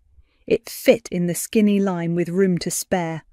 The fee was $1.49. I paid cash and folded the money order into a plain envelope I had in my glove compartment, the one I usually use for toll receipts. I sealed it and pressed the edge flat. Back in the room, I made myself sit on the bed and call Harper instead of driving straight to Dad's. She picked up on the second ring. "Hey," she said, voice low, like she knew better than to be bright. "You safe?" "I'm at a motel off Route 4, I said. "I'm okay." "You got a plan?" "I have proof," I said. "From the mudroom camera, it's clear." "I'm not calling him with it." I told her about the money order, about the memo line, about the want in my chest to drive over and shove it all in his hands. "Don't go today," she said. "Sleep, eat, think. Put it on a screen when you're ready so no one can talk around it." "I'm not moving back in," I said, and saying it out loud felt like flipping a heavy switch. Even if he apologises, no caregiving, no errands, no keys. I'll visit as his daughter. That's it. "Good," she said. "Write that down and say it like a script when you have to. Also, go buy the cable." I laughed once, sharp. "I'm about to." She let a breath out like she'd been holding it. "Text me when you've eaten something." The big box store down the road had an aisle of off-brand electronics. I grabbed an HDMI cable and a generic phone to HDMI adapter the box swore would mirror video. I tossed in a spare power bank and a short extension cord so no one could say the outlet was too far. In the car, I opened the packaging like a kid with a toy and got it working on the motel TV. My phone's home screen popped up grim and too big, but it worked. I played 10 seconds of the clip with the sound off just to watch it on glass. Purse strap, drawer, envelope, cereal box, no wiggle. Around noon, I drove back to the drugstore and bought a small manila envelope so the money order wouldn't look like something I'd pulled together in a panic. I wrote Dad on the front. I didn't write anything else. I stayed one more night at the motel because I'd already paid. I slept like I was still bracing for noise. On Tuesday morning, I checked out, hung the shirt I'd wear Sunday on the back seat hook, and went to work like a person whose life was ordinary. Nina from the front desk hugged me hard in the break room and slipped me her spare apartment key without ceremony. "Use the futon," she said. "I'll be at my boyfriend's during the week." I set up camp at Nina's Tuesday through Saturday. One tote by the couch, my phone charger plugged into the wall, the manila envelope in the bottom of my bag. I kept my head down at work and scheduled Dad's PT rides with the transport service the hospital recommended, because the idea of him missing therapy sat wrong. When the scheduler asked if I wanted the reminder calls, I gave them his number, not mine. Midweek, I texted Aunt Sophia, "See you Sunday." 3 dots popped up, then a thumbs up and a heart. No questions. It was her way of saying she'd be there and she knew enough to wait. Every night I tested the adapter again on Nina's TV. I sent the clip to a second email in case my first got locked out, and saved a copy to a flash drive I found in my purse from some dental fee schedule update. I printed one still frame at the office during lunch, the one where RX is clear on the envelope, and slipped it behind the money order in the manila envelope even though I didn't think I'd need it. Redundancy made my hand stop shaking. Dad didn't text. Alexis didn't either. The quiet felt like a field after a storm, flat, damp, waiting. On Friday, Harper called heading into her own weekend shift. "You sure you want to do this at dinner?" she asked. "It's when he'll be sitting still," I said. "And Sophia will be there." "That helps," she said. "Remember your script." Saturday, I washed my one good white Sigma shirt at Nina's and set up the rickety ironing board that creaked every time I looked at it. I checked the adapter again, coiled the cable, tucked everything into a canvas tote with the manila envelope and my phone power bank. I plugged my phone in and watched the percentage climb. I laid the shirt on the board, let the iron heat until the light clicked off, and smoothed the collar with the tip carefully, like it could cut me if I rushed. I ironed my shirt like I was putting on armour. I pulled up at 5 on the dot with a canvas tote on my shoulder and the manila envelope in my hand. The porch steps were swept like always, the black storm door reflecting my face back at me. I rang the bell because my key was hanging on his hook where I left it. Dad opened the inner door with his cane tucked under one arm. He looked smaller and somehow more himself. "Vanessa," he said, like he didn't know what came next. "Hi," I said. I stepped inside when he swung the door back. The house smelled like roasted chicken and lemon. The TV in the living room was off, the room too bright. Alexis leaned against the counter, chewing gum, a dish towel slung over one shoulder like she was on shift. "Well," she said, giving me a once-over, a little smirk tucked in, "look who made time." Aunt Sophia stood at the table with a stack of plates, her eyes on her hands, steady. Uncle Stuart nodded from the other side, already folding napkins without being asked. I didn't bother with hellos beyond that. I set the envelope against Dad's elbow where it rested on the counter. "I'm repaying what you think I took," I said. My voice was even. "480? "It's a money order." I didn't push it toward him, I just let it sit there. He looked at the envelope like it might tell him something on its own. His jaw worked, he didn't pick it up. "And I want you to see how," I added. I lifted the HDMI cable out of the tote, the adapter clipped to it, the extension cord coiled tight. "Can I have the remote?" Alexis straightened, towel dropped on the counter. "No circus," she said, a light laugh that didn't reach her eyes. "We're about to eat." I met her look without giving it back. "I'm not here to fight," I said. "I'm here to be clear." Dad's gaze moved from the envelope to the cable in my hand. He hesitated, that stubborn streak and his need to know knocking into each other. He looked at Sophia. She didn't look up. He reached for the remote on the end table and held it for a second like it had weight. "Ernest," Sophia said softly, sliding a plate into place. "Let her show you." It was barely a sentence, more like a door opening. He handed me the remote. I walked to the TV and crouched to find the HDMI port by feel.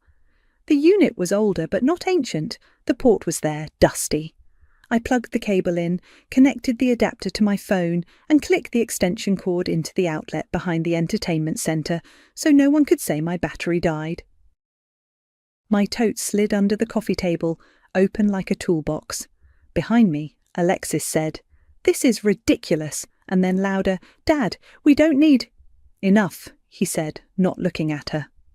The word hit the room like a tap closing. I scrolled to the input menu and selected HDMI 1. The blank screen shifted to the grey of no signal, then to a mirrored version of my phone's home screen.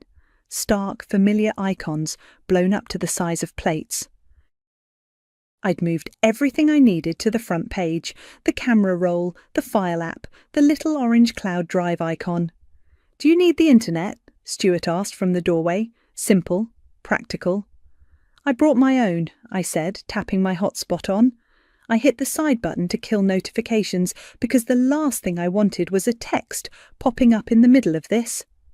Dad had moved to the edge of the recliner with care, cane hooked on the arm. He still hadn't touched the envelope. His knuckles were white on the chair edge, the way they got when he was bracing for pain with the stairs. Sophia took a seat at the table, hands folded like she was waiting for a meeting to start. She and Stuart had set out the salad, her lemon thing in a glass bowl, the big wooden spoons poised.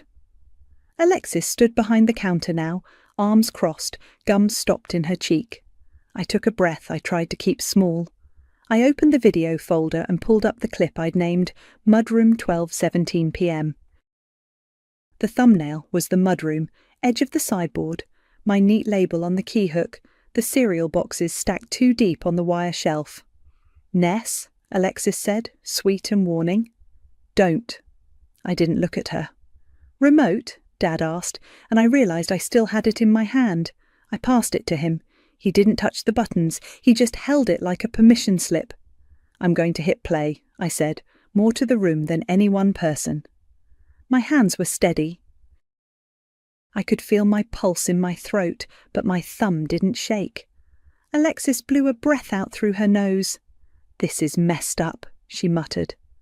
Sophia didn't turn her head, but I heard her say, "We're all watching," which was the closest she got to taking a stand before the ground moved under you. I glanced at Dad. He nodded once, a tiny dip of his chin. I tapped the screen. The TV blinked to the home screen, bright as a stage light. For a second, the TV showed nothing but my phone's icons, too big and too bright. I tapped the file in my cloud drive, the 1-minute clip I'd trimmed, and the screen went grey with a little spinning circle in the centre. Alexis gave a tiny laugh, relieved. "Guess it's not meant to be," she said. I kept my voice even. "Hang on." At the top of my phone, the Wi-Fi fan lit up with Dad's network name. Of course it had auto-connected. I'd used it when I set up the camera. The signal bar was low, one thin curl. I swiped down, turned off Wi-Fi and toggled my hotspot on. The little chain link icon popped up. "I'm not here to fight," I said, eyes on the screen. "I'm here to be clear." Sophia pulled out a chair and sat, spine straight, hands folded on the table like a judge taking the bench. Stuart slid into the chair next to her and laced his fingers together on the wood. He didn't say anything, which made room for the room to listen. The spinner stalled, then inched. A progress bar appeared, white on grey, crawling left to right. My chest thudded, steady but noticeable, like someone practicing a drum in the next apartment. The house smelled like roasted chicken and lemon, and a faint hint of Dad's menthol rub. "We could just eat," Alexis said to the counter, flipping the dish towel over on itself. "This whole—" "Enough," Dad said again, not loud, the words small and final. He'd moved to the edge of his chair, cane hooked on the arm, remote resting on his thigh. He hadn't picked up the envelope I'd set by his elbow. He watched the TV like it was a weather report that might change where he drove tomorrow. The bar crawled. 50%, 65, 92. Each tick felt like a rung on a ladder I was climbing in front of an audience. I took a breath and let it out through my nose so my voice wouldn't shake if I had to speak. "Do you need me to move the router?" Stuart asked, practical in the silence. "I've got it," I said. "It's loading." I slid my phone a little closer to the window anyway, a reflex I didn't know I had. The extension cord hummed faintly behind the entertainment centre, my cable connection snug. I'd practiced this, and that steadied me, the small competence of cords and ports doing what they were supposed to do. Alexis picked up her gum wrapper and crumpled it, the sound loud in my ears. "You really came in here with a whole AV setup," she said, almost admiring, almost mean. "Shh," Sophia said without looking at her. It wasn't harsh, just a lid placed gently on a pot that wanted to boil over. The bar reached the end and went still. The first frame blinked up, the mudroom doorway, that narrow slice of wall, the edge of the sideboard half in the shot. The key hook I'd labelled front door sat in view, my tidy black tape readable even blown up. The wire shelf with the cereal boxes stacked 2 deep hovered to the right, unremarkable and suddenly important. "That's our mudroom," Dad said, low, like he was telling himself what he was seeing. "Today," I said, 12:17 p.m. I didn't need to point. The timestamp sat in the corner, in blocky white letters. Sun 12:17, 04 p.m. The camera had given me that part clean. Alexis shifted her weight. "What is this?" she said flatly, as if the room had changed languages on her. "What it looks like," I said. I could feel the urge to soften it, to make it easier to swallow. I didn't. I kept my hands where everyone could see them, one on my phone, one at my side. Dad's fingers tightened around the remote, like he could hold himself steady by holding that. His jaw worked once. The room had stilled itself, all the ordinary gears paused, the ice maker not dropping, the refrigerator not kicking on, the clock over the sink ticking so quietly I only noticed it because everything else was quiet. I glanced around just enough to register where people were. Stuart's eyes were on the screen, not darting, and his hands were still folded, knuckles pale. Sophia's chin was up a fraction, her mouth a straight line. Alexis's arms were crossed, shoulders higher than usual, deflective. She was a kid at the principal's office, pretending the chair was comfortable. My phone screen stayed awake under my thumb. I checked the battery percentage out of habit, even though it was plugged in. Full. No excuses left in the tech. "I want to be clear about 2 things," I said, not taking my eyes from the image. "After this plays, I'm not moving back in. No caregiving, no errands, no keys. I'll be your daughter, Dad, not your nurse. And I brought a money order for exactly what you think I took. It's by your elbow." "I see it," he said, barely more than a breath. Alexis clicked her tongue and looked at her nails. "This is so dramatic, Ness." "Watch," I said. Outside, a car went by, a hiss on the slow street. Somewhere in the house, a pipe ticked. The TV held that still frame like a held breath. I could feel the edge of my shirt collar under my fingertips, the crisp cotton I'd ironed until it obeyed. "Ready?" I asked Dad. He nodded once, eyes not leaving the screen. "Play it." I tapped the triangle. For half a second, nothing moved. Then a familiar purse swung into view. Alexis stepped into the frame on the TV like she had a key to it. She glanced toward the kitchen, opened the top drawer of the sideboard, lifted the envelope, RX flashing clear, and slid it into the back cereal box on the wire shelf. She smoothed the cardboard flap twice and slipped out. No sound, just the picture. The timestamp sat in the corner. Sun 12:17, 04 p.m. "That's not today," Alexis said fast, pointing, grabbing for anything. "You said today." "The camera labels day and time, not date," I said. "I misspoke. This was last Sunday at 12:17 p.m. I didn't look at her. I kept my eyes on Dad. He made a small sound I'd never heard from him, like someone had kicked a chair leg out from under him in slow motion. His jaw closed and opened, and then closed again. He set the remote down very carefully on the arm of the chair. "I was just borrowing it," Alexis said, words tumbling out now. "I was going to put it back before dinner. Honestly, Ness, you could have asked me instead of—" "Go get it," Dad said, eyes still on the TV. The tone wasn't angry, it was fixed. She laughed airy. "Dad," I said. "Now, Alexis." He turned his head and finally looked at her. The room went even quieter. She stood there a second, then pushed through the mudroom door like it had extra weight. We could hear the drawer, the shuffle of cardboard, the pause. She came back with the white envelope held flat between 2 fingers, not looking at me. "Count it," Dad said. She lowered her chin, slit the flap with her thumb, fanned the bills on the counter, and started counting under her breath. 1, 2, 20, 40, 480, she said finally, lips tight. He held out his hand. She stacked the money, slid it back in the envelope, and placed it in his palm. He set it on the side table next to the money order I'd brought. For a second both sat there together, the one labelled RX in his block letters, and my neat manila envelope with Dad written on it. "I told you," Alexis said, wobble in her voice for the first time. "I was going to put it back." Dad didn't raise his voice. "You didn't. You hid it. You let me look at my daughter and think—" He stopped. He swallowed. He lifted his phone off the side table and set it back down like he was deciding between tools. "You will repay me. 480 of your money, not mine. You understand?" She nodded, eyes on the floor. "I don't have it right this second." "Tomorrow," he said. "No later than tomorrow." She nodded again, small. I unplugged the adapter and coiled the cable, sliding everything back into my tote.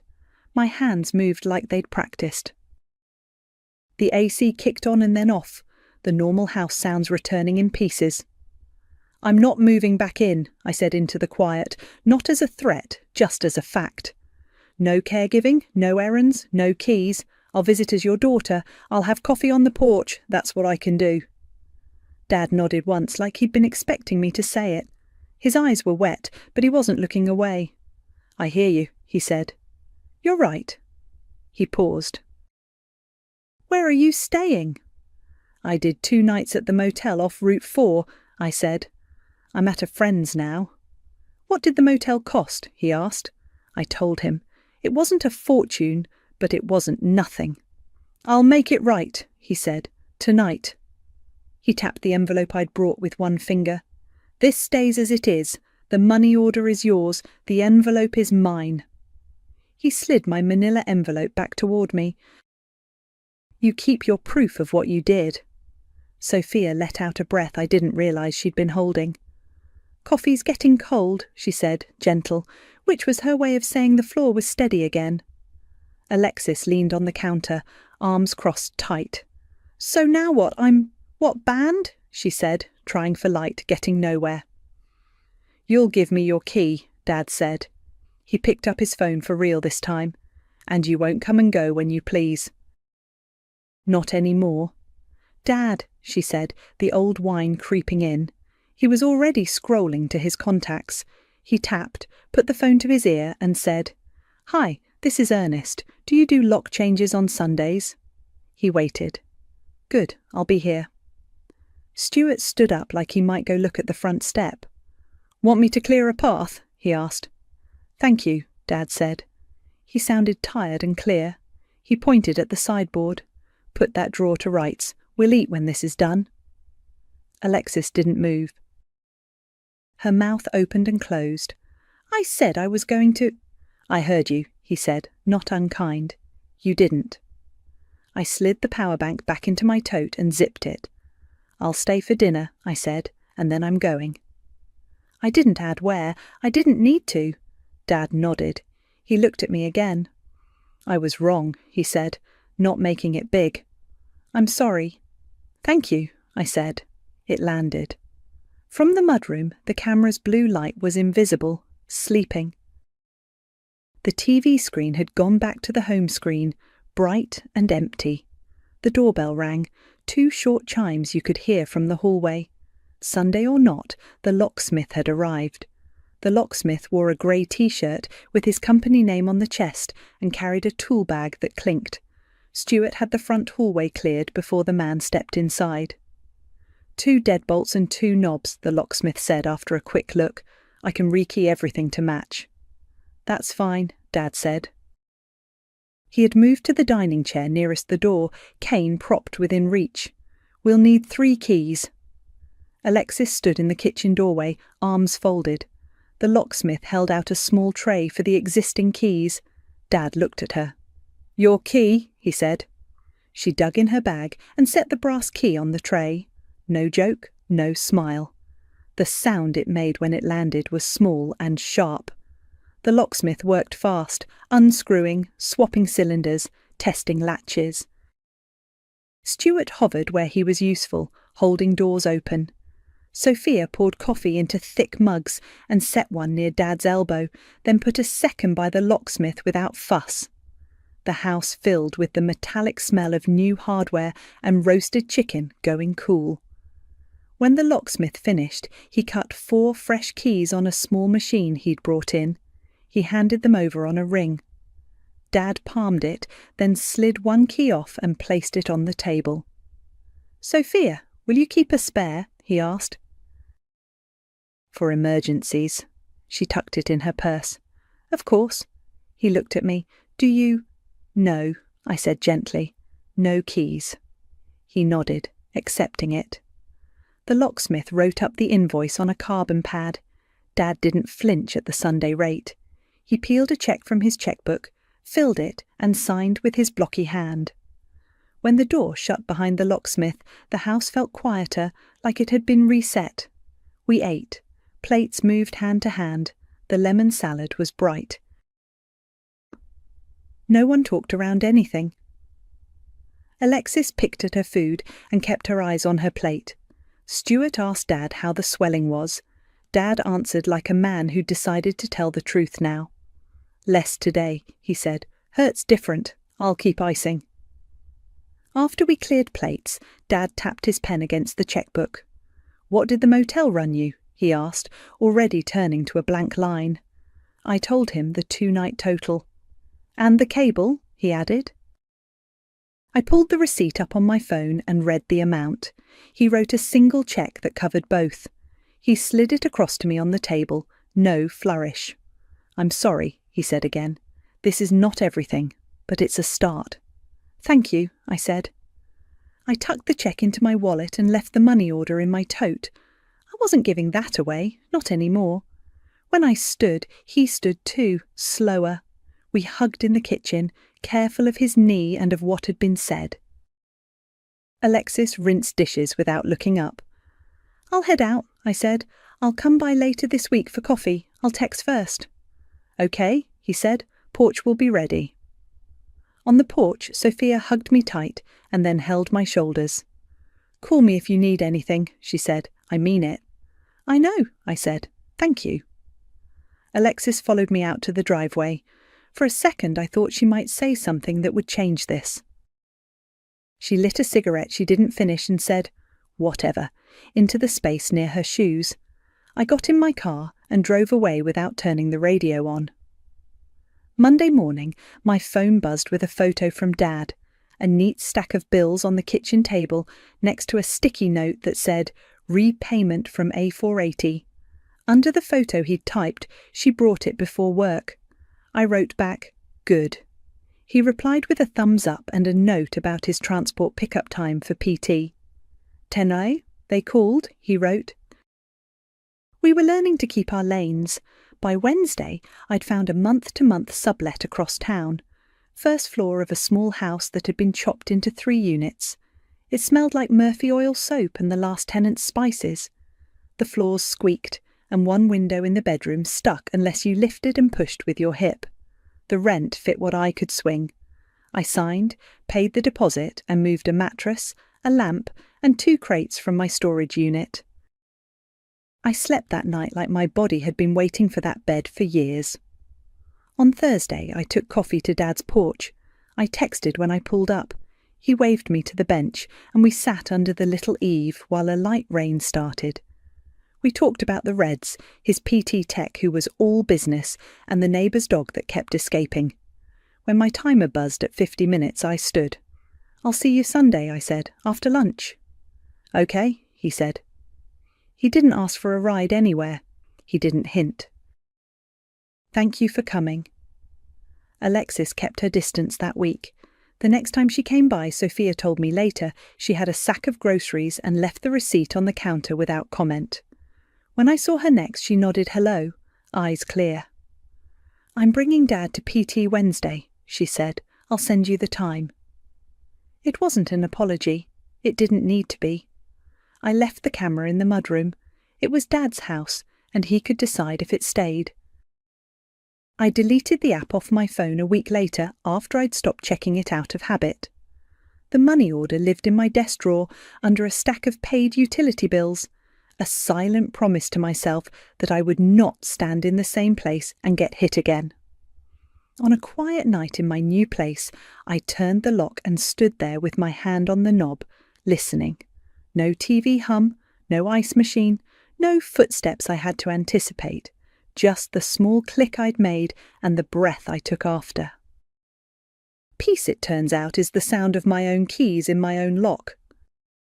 By 5 a.m. on Christmas Eve, my apartment smells like onions and rosemary and the kind of resolve you get from deciding you'll just do it yourself again. My name is Elise Nichols. I'm 29. I rent a one-bedroom on the 3rd floor of a brick building 2 streets from my mum's place, and I work the front office at a paediatric clinic. I'm the one who knows where the roasting twine is, who has painter's tape for labelling pans, who keeps a backup list in the Notes app in case the paper one gets splashed. 4 years into my mum's remarriage, family feels like a play we put on. I'm not lead or chorus, I'm backstage crew. My mum is Michelle, 54. She hosts because she always has. She gets sharp when she's stressed, like a knife that never gets put away. Harlan is her husband, 56, solid and polite to a fault. He'll carry a bag in and then disappear rather than tell anyone to lift a finger. Annabelle is my sister, 27, practical, fast with a joke that stings a little. Weston is Harlan's son, 24, charming when he wants to be, and used to being waited on. Hallie is our cousin on Mom's side, 20, a sophomore at the community college, quick eyes, soft voice. In my building, there's Zoe next door, 25, a grad student who moved in August, all boxes and textbooks, and down the hall is Edgar, 72, a widower with a wool cap and gentle manners who checks on the radiator heat like it's a pet. The city is quiet at this hour. The radiator hisses and knocks. A plough mutters past 3 floors below. I've got the turkey breast side up on a rack in a foil pan, the ham glaze simmering low, a tray of rolls proofing under a tea towel, green bean casserole assembled, sweet potato casserole dotted with butter and parked in the fridge. 2 pies, pecan and apple, cool on the counter, because pies are the one thing I can do in my sleep. I use my card for the groceries on Thursday, because that's how this works now. I buy, I cook, I show up. Mum's oven has been acting up for weeks, tripping the breaker, taking forever to come to temperature. She told me not to worry, we'd make do. That's the family motto. Not thank you, not how can I help, just we'll make do. The plan is still her house for the meal and the tree because it always is. Her dining room fits 8 if you count the folding chair from the garage. I line up foil pans on the counter and write in block letters with a Sharpie, turkey, ham, rolls, GB, Cass, sweet pot. I stick the tape on the rims, like tiny assurances to myself that everything has a place. I like the way cooking narrows my day into steps. Chop the onions, stir the glaze, rotate the pies.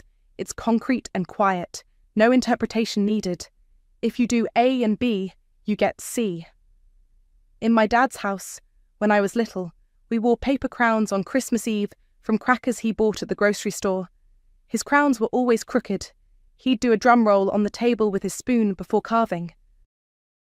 Back then, food was thank you enough. I don't know when that changed, only that it did. On the fridge is my list, 2 pages, clipped under a magnet shaped like an orange. The ham gets finished at Mum's because it won't fit in my oven with the turkey. The casseroles will reheat there too. I've packed the car the way caterers do, with towels between pans so they don't clatter, a laundry basket for the dry goods, my own carving knife because her knives are a crime. If her oven limps, we can still get it done. That's the plan I wake up into. Do the work and keep the peace. I picture the day unfolding the way it always does. Harlan will be kind and neutral and useless when it matters. Annabelle will decide we're doing a buffet to keep the kitchen clear, which keeps me out of sight and moving. Weston will lean in the doorway with a beer and say, "Chef's here," like he's being cute. Mom will touch a plate, adjust a fork, critique the rolls, and say she's just trying to help. Hallie will notice me sitting on the edge of whatever chair is left, and will split her napkin with me like a secret pact. My phone face down on the counter buzzes once, then again. The clock on the stove flips to 5:14, then 5:15. I don't pick up. I move the turkey to baste, and the steam fogs my glasses and smells like butter and thyme. I breathe it in. There's comfort in exactly this. A pan that weighs what it should, a thermometer sliding to the mark, the hiss when the glaze hits the hot ham pan. I'm not going to make speeches this year. I'm going to show up, put the food out, and get through it. That's the promise I make to myself as I set the ladle down and reach for more tape, as the dark outside lifts one notch lighter and the building starts to wake. My phone lights the counter again. I wipe my hands on my apron and flip it over. By 5 a.m, I'd started chopping onions and told myself this year I would just get through it. Now the day is already moving, and the next call is going to change it. The call comes at 6 on the dot. I've just turned the turkey, checked the temp, and set it to coast. Mum doesn't say hello. The oven's dead, she says. It won't heat past 250. Harlan flipped the breaker. Nothing. You can just figure it out, right? I press the phone to my shoulder and look at the list taped to my fridge. Okay, don't touch it. I'll bring what we need. What do we need? She asks, already impatient. Foil pans, racks, sterno, a tablecloth that isn't... I look at the mental picture of her red one with the candle wax crater. Compromised. I'll be there by 8. She sighs like I've inconvenienced her. We'll make do, she says, which is the family pledge dressed up as teamwork. The grocery store on Maple opens at 6. The parking lot is a pale grey sheet with a small herd of carts left out overnight. Inside, the overhead lights are too bright, and there's a line of people buying batteries, last-minute stockings, and orange juice. I grab wire racks, 6 deep foil pans, 4 cans of sterno, 2 sleeves of sturdy plates because hers bend, napkins that don't feel like tissue, a neutral tablecloth they call linen look, even though you can wipe it clean with a sponge. I add an extra roll of tape to my basket without thinking. At the register, the total is $138, and 2 words. I slide my card, fold the receipt, and tuck it into the pocket of my coat. By 7:10, I've packed the car like a van line. The turkey goes into a cooler lined with towels to keep the heat in, casseroles wrapped in foil, and bath towels like babies, rolls in a paper bag. The pies ride on the front seat buckled in with a seatbelt, because I'm not doing that drive again if one slides. It takes 2 trips down the stairs. The radiator breathes on me like a dog as I pass it. The air outside smells like snow that never quite got here. Harlan meets me at the door in his slippers and a sweater with pine trees on it.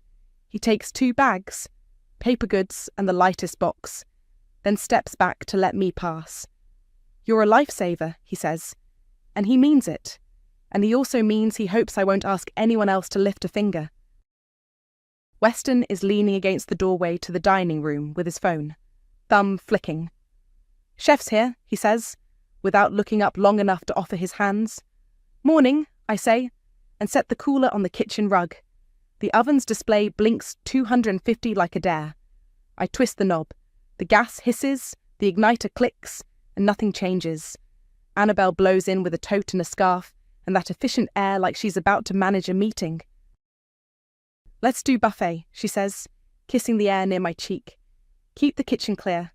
We'll set up in the dining room and people can serve themselves. Clear how? I ask, but she's already moving chairs. Just clear, she says. Less chaos.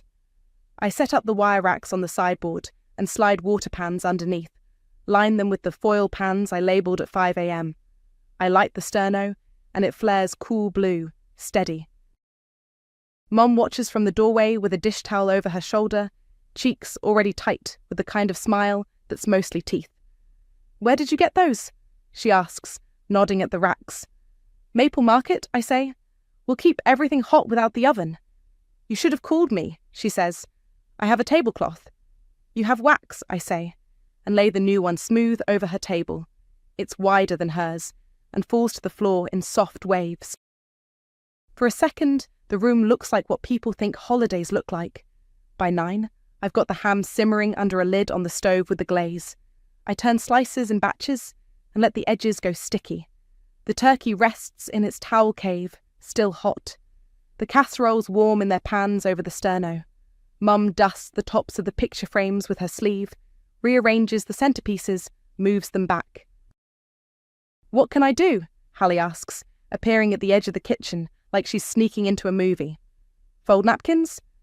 I hand her the package. She tucks them into little pockets and slides forks in. Mum glances over and says, "That's cute." Like cute is a demotion. By 11 the house fills. Coats pile on the back of the sofa. Someone turns on a playlist of soft piano carols. Annabelle has the buffet running like an airport. Little place cards, the serving spoons set diagonal, the rolls wrapped in a towel like swaddled puppies. She's good at this. And she likes being good at this. "You look very chefy," Weston says, eyes back on his phone, as I lift the turkey out and set it on the board. "Thanks," I say. My apron is dotted with glaze and a smear of sweet potato I missed when I wiped my hands. I don't change because there isn't time and there isn't a place to.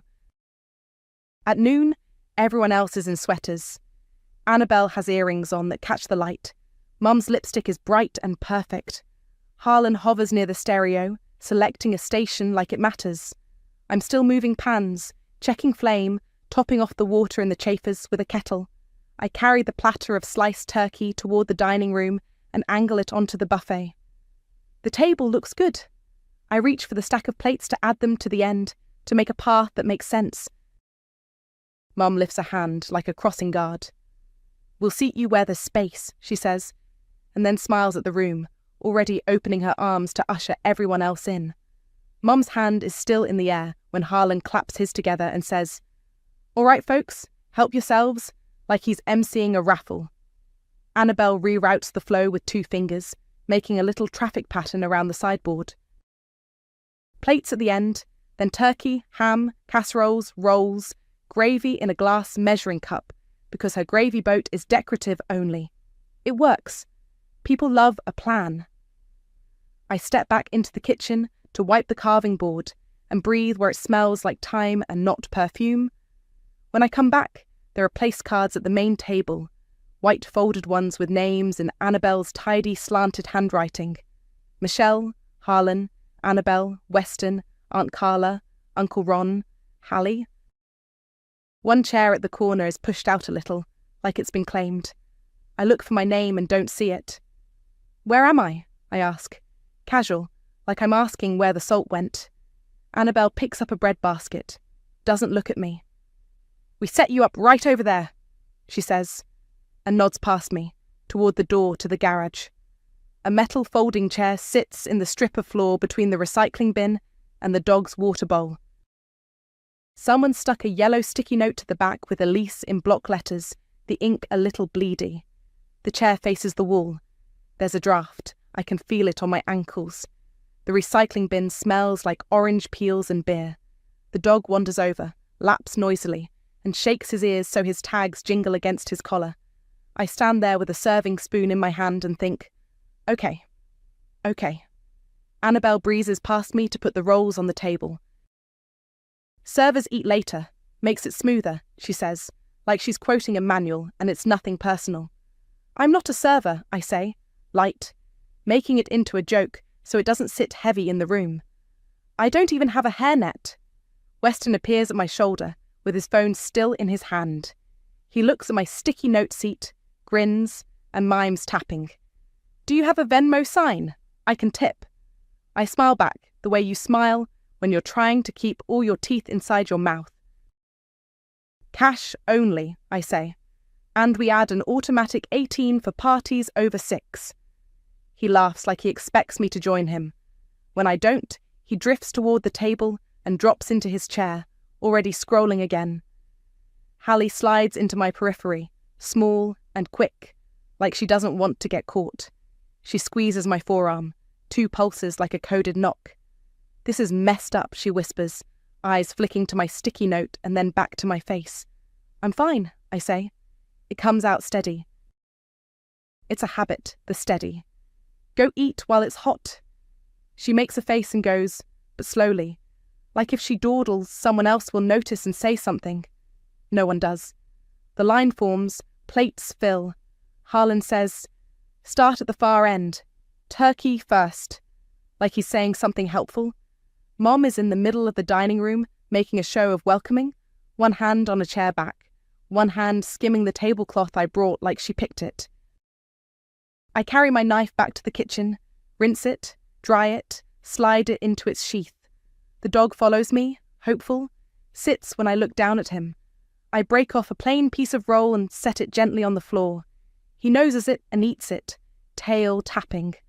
When I come back, the room is plates and small talk. "So when are you heading up to the cabin? Did you see they're calling for freezing rain? Hallie, how's finals?" The chair at the corner scrapes, and someone laughs too loud at something Weston says. I hover near the sideboard and rearrange the serving spoons so the handles point out. The sticky note on my chair has started to curl up at one corner.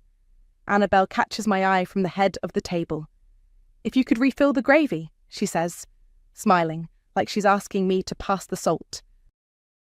"Sure," I say, and take the warm measuring cup back to the kitchen and top it with stock and drippings. My hands do the things they know how to do. My face does what it's learned to do. Neutral, helpful, untouchable.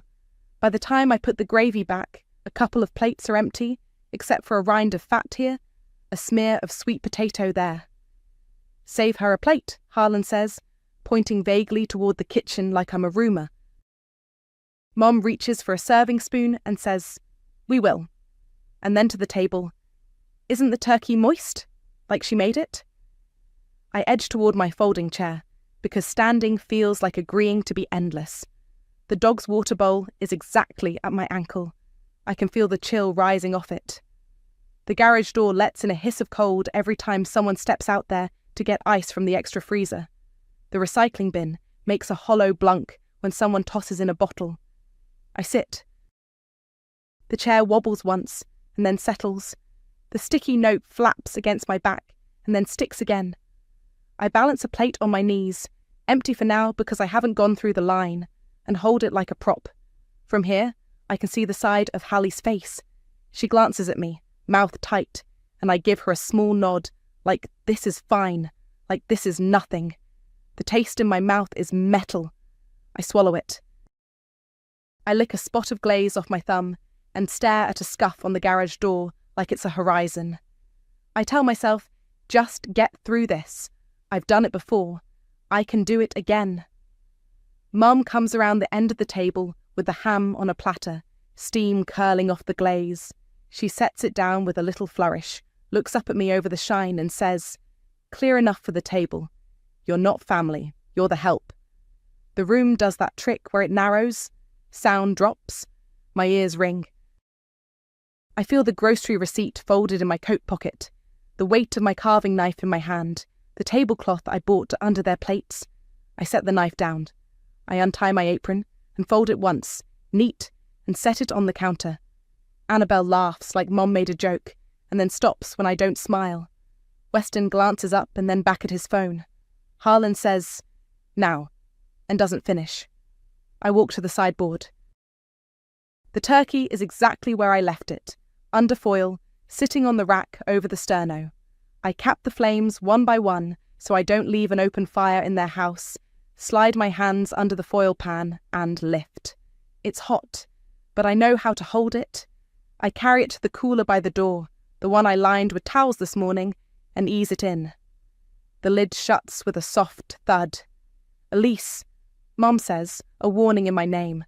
I look at her hands, sticky with ham glaze she didn't make. "I'm taking my things," I say, calm. My voice sounds like it belongs to the person I wish I'd been sooner. The pies are on the buffet, pecan still whole, apple with 2 slices gone. I slide the pies into the cardboard carriers I brought them in, one at a time, lids snapping on. I lift the towel around the rolls and wrap it tighter, then set them on top of the pies in the laundry basket by the door. Annabelle pushes back her chair. "What are you doing?" she asks, not as sharp as usual, more confused than anything. "Removing the help," Weston says, half under his breath, like he thinks it's clever. No one laughs. I pick up my knife and sheath it. I take the stack of foil lids from the counter and snap one onto the green bean casserole I made and paid for. I leave the serving spoon behind. The ham, hers for all intents, stays on the table where she set it. Harlan moves toward me like he's going to take a bag. Let's talk, he says, palms out. His face is soft and alarmed. He is always soft and alarmed when something is about to matter. In a minute, I say. I set the casseroles in the second cooler and tuck a towel around the edges to keep the heat. I can feel Hallie's eyes on me. I turn to the dining table. Can you lift your plates? I ask. Normal voice, like I'm asking someone to pass the salt. There's a weird second where no one moves, and then people do what they always do when someone sounds sure. They lift. A fork clatters. A smear of gravy runs. I pull the tablecloth from one end in a clean slide, fold it long ways, and then again, the way you do when you want it to fit in your arms. Underneath is the bare table Mum was embarrassed about yesterday. I fold the cloth tight and tuck it under my arm. Don't be ridiculous, Mum says, colour high in her cheeks now. You're making a scene. No, I say. I'm leaving one. Hallie is standing without being asked, already reaching for her coat on the back of the sofa. She meets my eyes. I lean down enough that only she can hear me. My table has room if you want it. She nods before I finish the sentence. She grabs her tote, shoves her phone and her gloves in. I'm coming, she says, to the room at large, and then to me. I'll get the door. Annabelle stands halfway. Hallie, she starts. Hallie doesn't look at her. I'm going with Elise. I carry the laundry basket out first, the pies and rolls nesting together. The dog follows and stands in the doorway, confused. Tags ticking like a metronome. Cold air slides across the floor when Hallie opens the front door. It smells like outside and exhaust and freedom. I come back for the coolers, one at a time, the weight familiar. Harlan reaches for a handle. I don't let go, and he drops his hands. Where are you going? Mum asks, voice thin with outrage trying to organise itself. Home, I say. I don't add anything. She knows where that is. I take the last thing I brought, the wire racks and the unlit sterno, and stack them in my arms. Annabelle is standing rigid by her chair, cheeks blotchy. Weston has finally put his phone down and is just watching. At the threshold, I stop. It's not dramatic. I just turn enough to see them.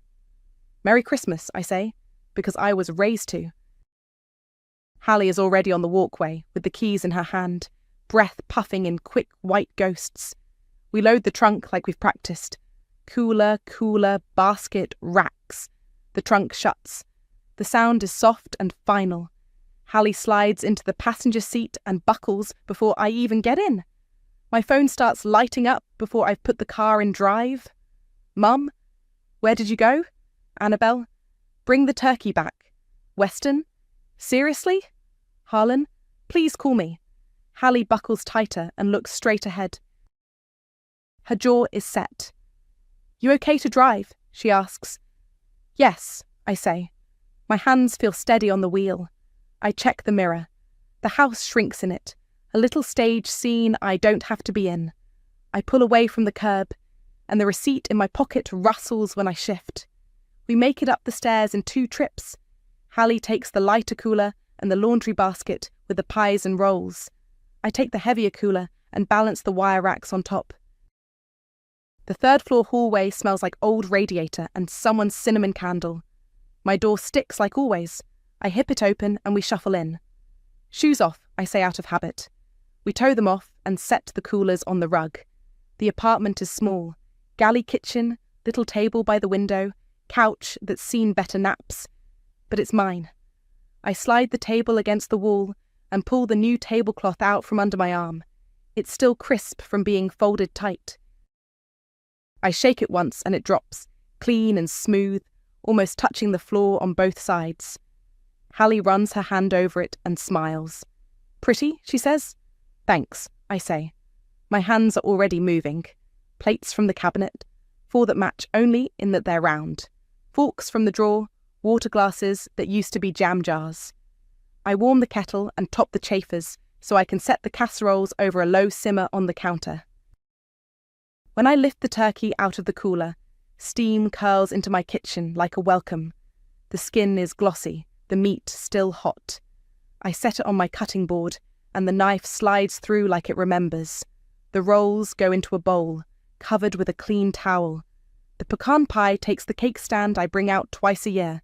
The apple goes on a blue plate with a chip at one edge. Hallie rests her hip against the counter. "Do you want me to text Mom?" she asks, but it sounds like a courtesy she knows I'll decline.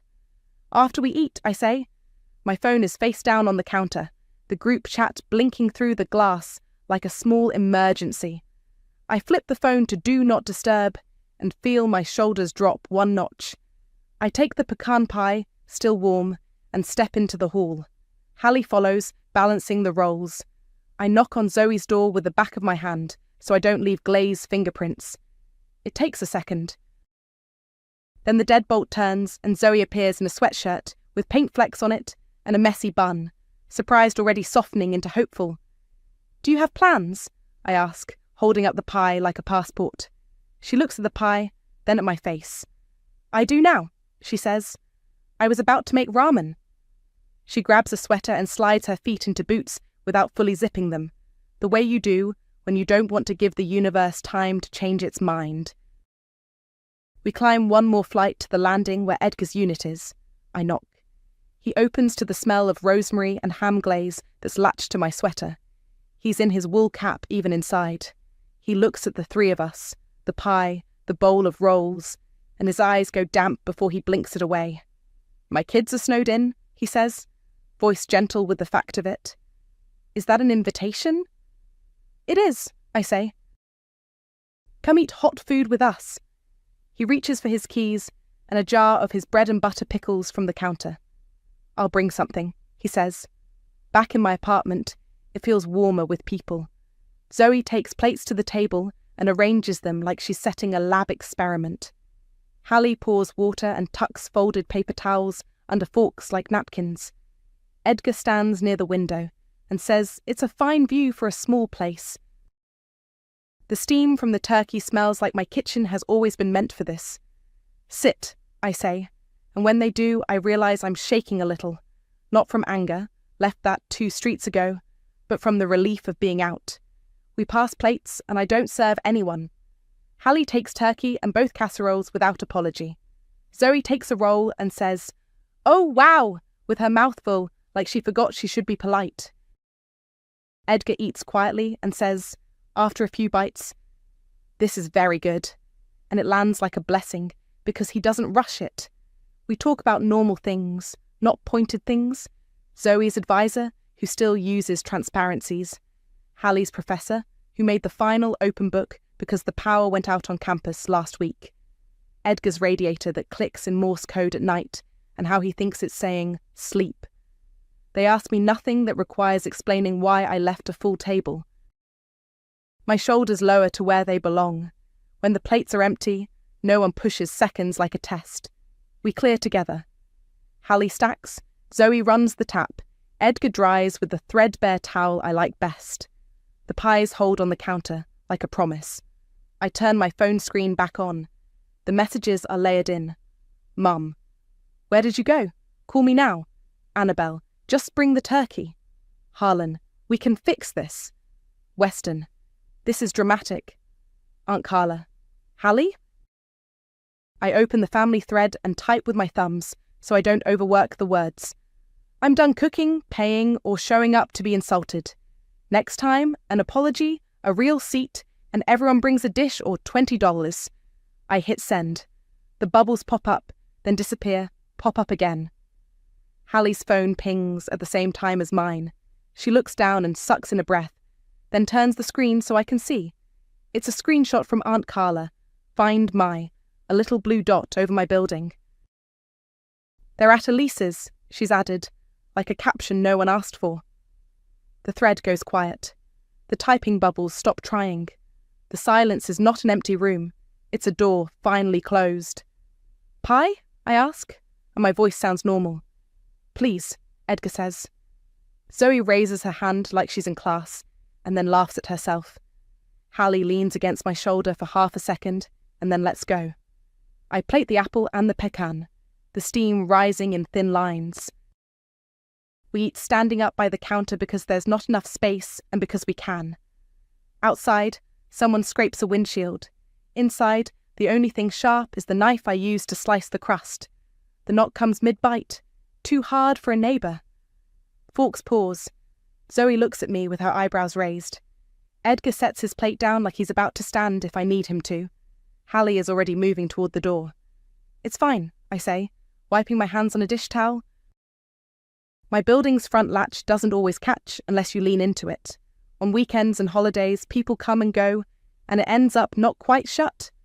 It's not hard to get in if you try the handle.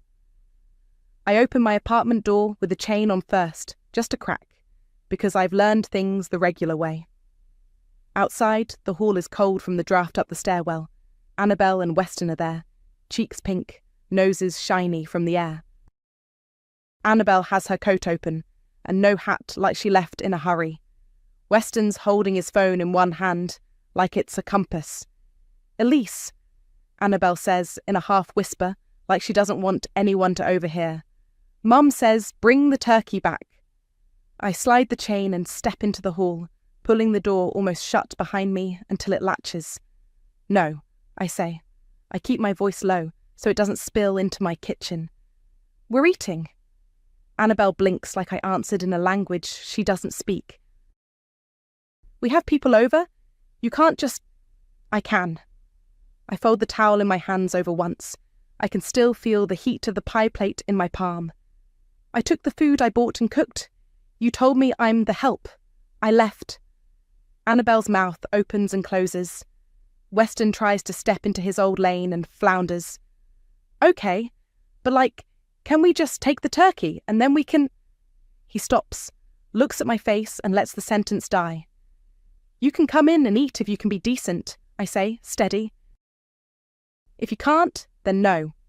Decent? Annabelle says it like it's a new word she doesn't appreciate. Elise, this is... Decent as in, you don't call me help in my mother's house, I say. As in, you don't put me by the garage. A flush climbs up her throat. Weston shifts his weight from one foot to the other. He looks past me like he can see the pie on my counter through the door. We're hungry, he says. Not quite a joke. It's a mess over there. I bet, I say. Ham's on the table. Plates are there. You all know how to serve yourselves. Annabelle gives a short, disbelieving laugh. Mum is freaking out. Just give us the turkey and we'll... No, I say again. I don't have to raise my voice. It feels like putting a lid on a pot that's been boiling for years. For a beat, no one talks. Down the hall, someone's TV laughs. An upstairs radiator ticks. I wait. They don't move. Happy Christmas, I add, and reach for the knob. Offer stands if you can be decent. Annabelle flinches at the word like it's a slap. We're not doing this with a door between us, she says. We are, I say. Now, or not at all. Weston huffs out a breath. Fine, he says, but it doesn't mean what it usually means. He tucks his chin deeper into his collar. Let's go. He turns first. Annabelle hesitates a second longer, like she wants to find a line that would make this go back to normal. None shows up. She follows him down the stairs, boots thumping, her hair catching in the draft. I close the door gently and click the deadbolt out of habit. When I turn back, 3 faces are watching me, all different versions of ready. They wanted the turkey, I say. How'd it go? Zoe asks, like she's asking about a presentation. I said no, I say. I invited them to eat if they could be decent. Good, Hallie says, already moving to slide the chain back into place. Her cheeks are bright, but not from cold now. She peels the dish towel out of my hand and hangs it on the oven door like that's the end of that task. Edgar clears his throat, not to draw attention, just to punctuate. Pie's getting cold, he says, a little smile tucked into the corner of his mouth. We pick our forks back up. The sugar has formed a thin gloss on the pecan top. The apple is still warm in the centre, where the knife went through. The room feels like it did 5 minutes ago, like it knows who belongs in it. My phone starts vibrating on the counter, then again. Then again, I flip it over because ignoring it hasn't made it go away before. The group chat lights up like a slot machine. Annabelle: this is insane. Weston: Mum said bring it back. Why are you making this hard? Aunt Carla: Hallie, answer your phone. Harlan: please let me come by to talk. Zoe washes her fork and stands at the sink, letting the water run hot. Hallie leans her hip against the counter and reads over my shoulder without actually reading. Edgar carries his plate to the sink and rinses, his movements slow and careful, giving me space to decide. The typing bubble pops up under Mum's name, then disappears, then shows again. It hangs there long enough that I start to think it will time out, and then it lands. Mum: can we talk tomorrow? I'll bring coffee. I stare at the screen. There's no but or if, no conditions, just that. I don't answer. Not yet. Hallie's phone pings. She glances and then tucks it face down under her palm, like she's pinning a piece of paper to a table. Do you want her to come? She asks. Maybe, I say. I set the phone face down beside the pecan pie and slide a plate toward her. Tomorrow, not tonight. We finish the slices we started. The heater clicks and hums. Outside in the stairwell, I can hear footsteps going down, the front door catching on its frame and then closing. Inside, the only thing moving fast is the steam from the kettle, winding up and vanishing. Christmas morning is quiet in a way my building rarely is. The radiator hums like a big cat. Hallie is a lump on my couch under my spare quilt, one foot sticking out. She'd texted Aunt Carla last night, safe at Elisa's, see you tomorrow, and then fallen asleep in 10 minutes flat. I'm rinsing the pecan pie plates when the knock comes. Soft 2 beats. I dry my hands and open the door.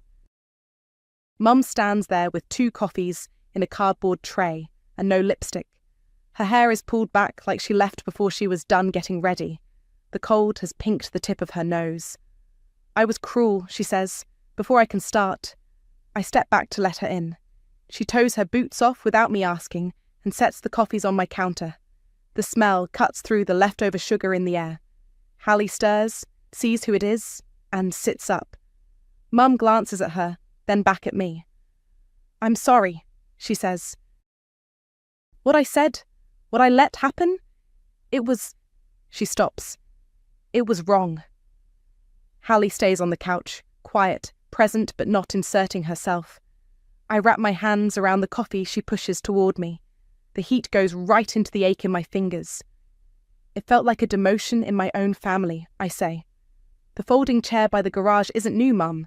It's just the first time you called it what it was. She flinches like that lands. I know, she says. I tell myself I'm hosting, and then I get... She makes a small, sharp motion with her hand. And then I act like this. I'm not doing it anymore, I say. I keep my voice even because I've already done the yelling in my head. If I come over, it's as a guest, not the staff. I'm not cooking or paying or planning unless it's agreed and shared. If you want me there, it has to be different. Tell me how, she says fast, like she wants a list she can follow. A real apology, I say. In the group, not just to me in my kitchen. A real seat at the table, my name on a place card at the table, not a sticky note by the recycling. And true potluck, assignments or $20 from everyone so the cost and the work aren't invisible. Store-bought is fine, chips and dip is fine, but not nothing. She nods, already reaching for her phone. Can I say it, she asks, out loud on speaker, so I don't edit it later. Okay, I say. She taps and scrolls, then lifts the phone. Harlan, she says when he answers. She explains where she is, that she's putting him on speaker. His voice fills my small kitchen, warm and unsure. Hi, Elise, he says. I'm listening? Mum hits add, calls Annabelle, merges the call. What? Annabelle answers, sharp from sleep or defensiveness, I can't tell. Another ad, Weston. He picks up with, is this necessary? Mum takes a breath and doesn't build a case. I was cruel last night, she says. I called Elise, the help. I let a chair by the garage be her seat. I let us turn her work into the background like it didn't have a person attached. I'm sorry. No excuses. The line goes very quiet. Somewhere on Harlan's end, I hear a kettle click off. Harlan says, I'm sorry too. And it sounds like he said it to himself already, practicing. Annabelle exhales. I shouldn't have said, servers eat later, she says, clipped, like she's soaring through a branch. I thought I was being efficient. I was being rude. Sorry. There's a rustle like Weston shifting. He lets a beat go by. Yeah, he says, grudging and honest. I was a jerk. Sorry. Hallie's eyes flick to mine, steady, like, see, this can happen. I have terms, I say, because this only works if I don't leave it soft. If I'm going to show up for anything, starting next week, it's potluck. I'm not cooking the whole meal. I'm not paying for the whole meal. We'll do assignments or $20 per adult. There's a sign up, and I sit at the table, a real seat, no more folding chairs by a door. Done, Mum says immediately. Agreed, Harlan says. Annabelle hesitates a half second. Fine, she says. Assignments are good. I like lists. Weston grunts. I'll bring something, or cash, whatever. Good, I say. I open my messages and paste a link. It's a simple spreadsheet. Mains, sides, salad, bread, dessert, drinks, setup, clean up, with slots and a note at the top. Store-bought, okay. $20 option if you don't cook. Text me to claim. I hit send to the family thread and watch the blue bar crawl. New Year's at your place, I add into the phone. Potluck. No exceptions. If the terms aren't met, I won't be there. New Year's, Mum repeats like she's testing the shape of the word and finding it holds. Potluck. No exceptions. Harlan says, I can do cleanup. It's small, but it's the right small. I'll bring slaw, Annabelle says. And a dessert. I can swing by the bakery. I'll bring drinks, Weston says, and I'll put 20 under it if I mess it up.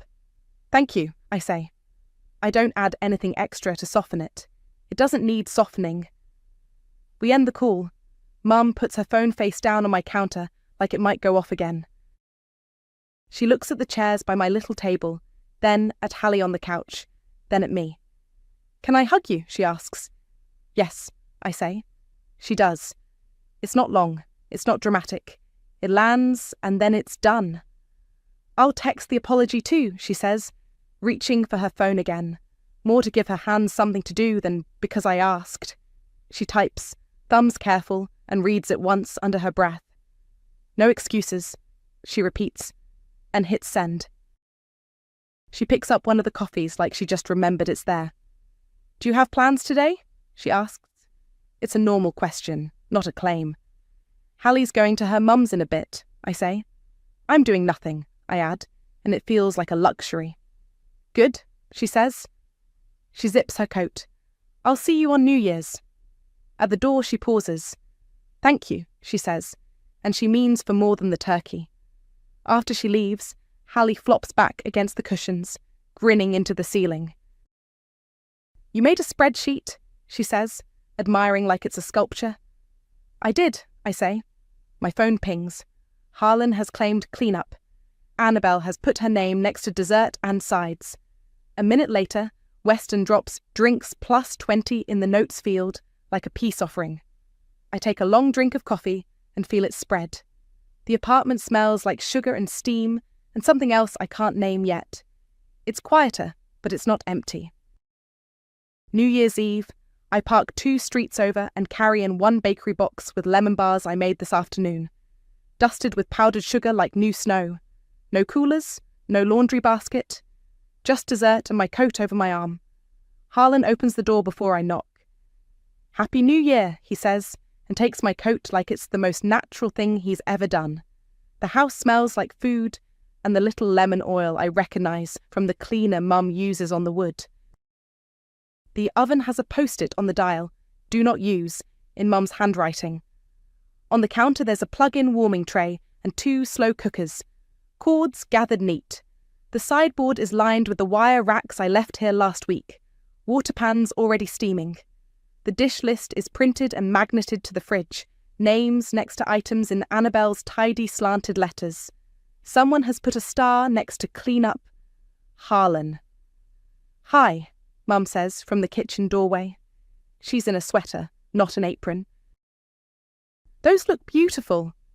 She takes the lemon bars and doesn't peek under the lid. "Thank you for bringing dessert." "Thanks for having me," I say. Annabelle comes in from the dining room, holding a stack of plates, and for a second she looks like she might make a joke and thinks better of it. Instead, she touches my shoulder, quick. "We ended up swapping," she says, nodding toward the fridge. Weston took slaw. I grabbed drinks. Bakery was out of the tarts I wanted, so I got a cake too. She rolls her eyes at herself, not at me. I know. Overkill. "It's fine," I say. It is. The list has the edits marked in a different pen. It looks like a plan we all agreed to. Weston arrives from the hall with a plastic tub of store-bought coleslaw and a paper bag. He sets the slaw into one of the racks, and then slides a 20 under the edge of the tub like a tip jar. He catches me catching him and gives a tight little shrug. "Insurance," he says. "Looks good," I say. He ducks his head and wanders off to fuss with the ice bucket like he invented it. Aunt Carla and Uncle Ron are already at the table, 10 minutes early like always.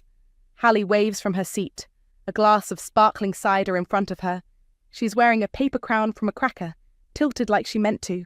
She points at the place cards with her chin. Each is white, names in Annabelle's hand. Elise is at the middle of one long side, by Hallie, not near a door. I take my seat and don't sit on the edge of it. "Welcome," Harlan says, sliding my chair in. It's a small thing, and it lands clean. We eat buffet style because the sideboard makes sense with the broken oven and the mix of dishes.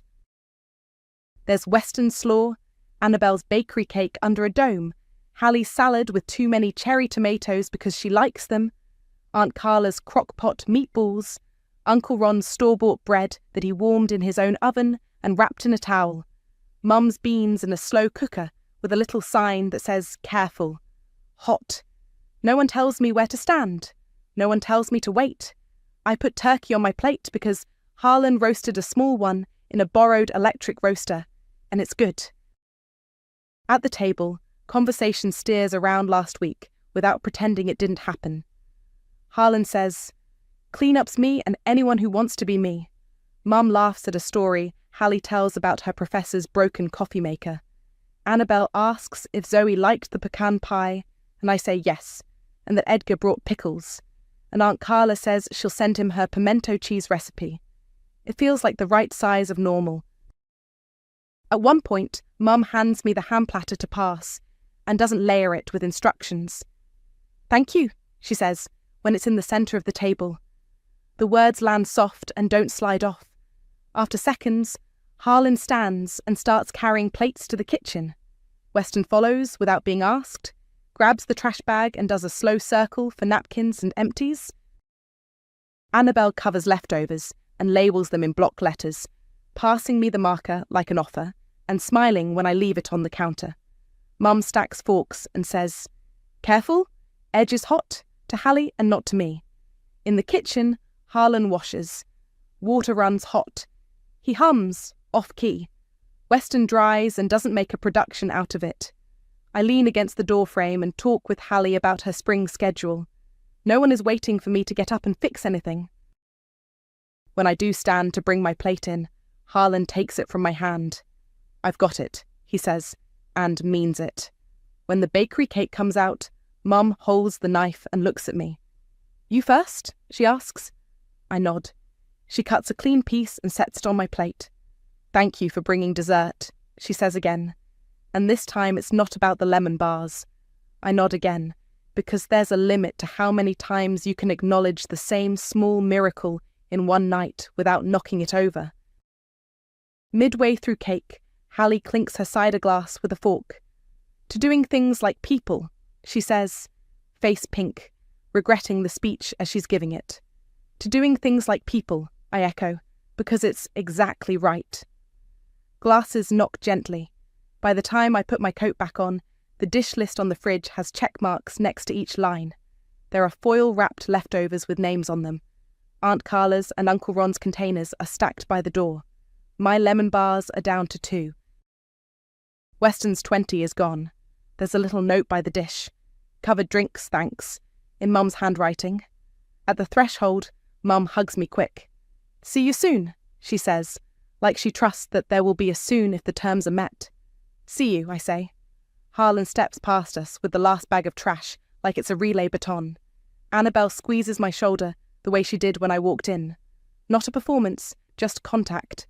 Hallie grins at me around her paper crown. The justice isn't loud. It's a real seat, and a 20 under a plastic tub, and water running in the right sink. It's me taking my coat and my empty dessert box and nothing else. When I get home, I put the box on my counter and hang my coat up. The tablecloth I took last week is folded on my chair, clean. It'll go back when I feel like bringing it, not because anyone assumes I will. If anyone ever says the help again, I won't. They know I mean it. The door is there. I keep my keys by it. The photo hits our family group chat at 4:12 p.m. Paris, grinning, holding a manila envelope like a diploma. The caption from my dad says, "She did it!" 2 minutes later, my mom follows with a screenshot of the county portal. $1,746 due. Parcel number ending in 21-83. Under it, she types, "You've got this, right?" My name is Cassandra Stevens. I'm 31, the older sister, and I do medical billing for a pediatric clinic in Raleigh. I rent a 1-bedroom on the 2nd floor of a 1970s building 10 minutes from the house I grew up in.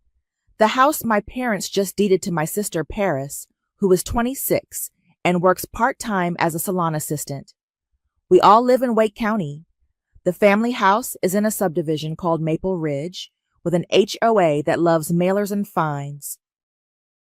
For the last 2 years, because we're family, I've mowed their yard on Saturdays, kept the Wi-Fi under my name, and let a $55 monthly pest control draft from my account so nobody had to think about palmetto bugs. They called it keeping things stable. They meant for Paris.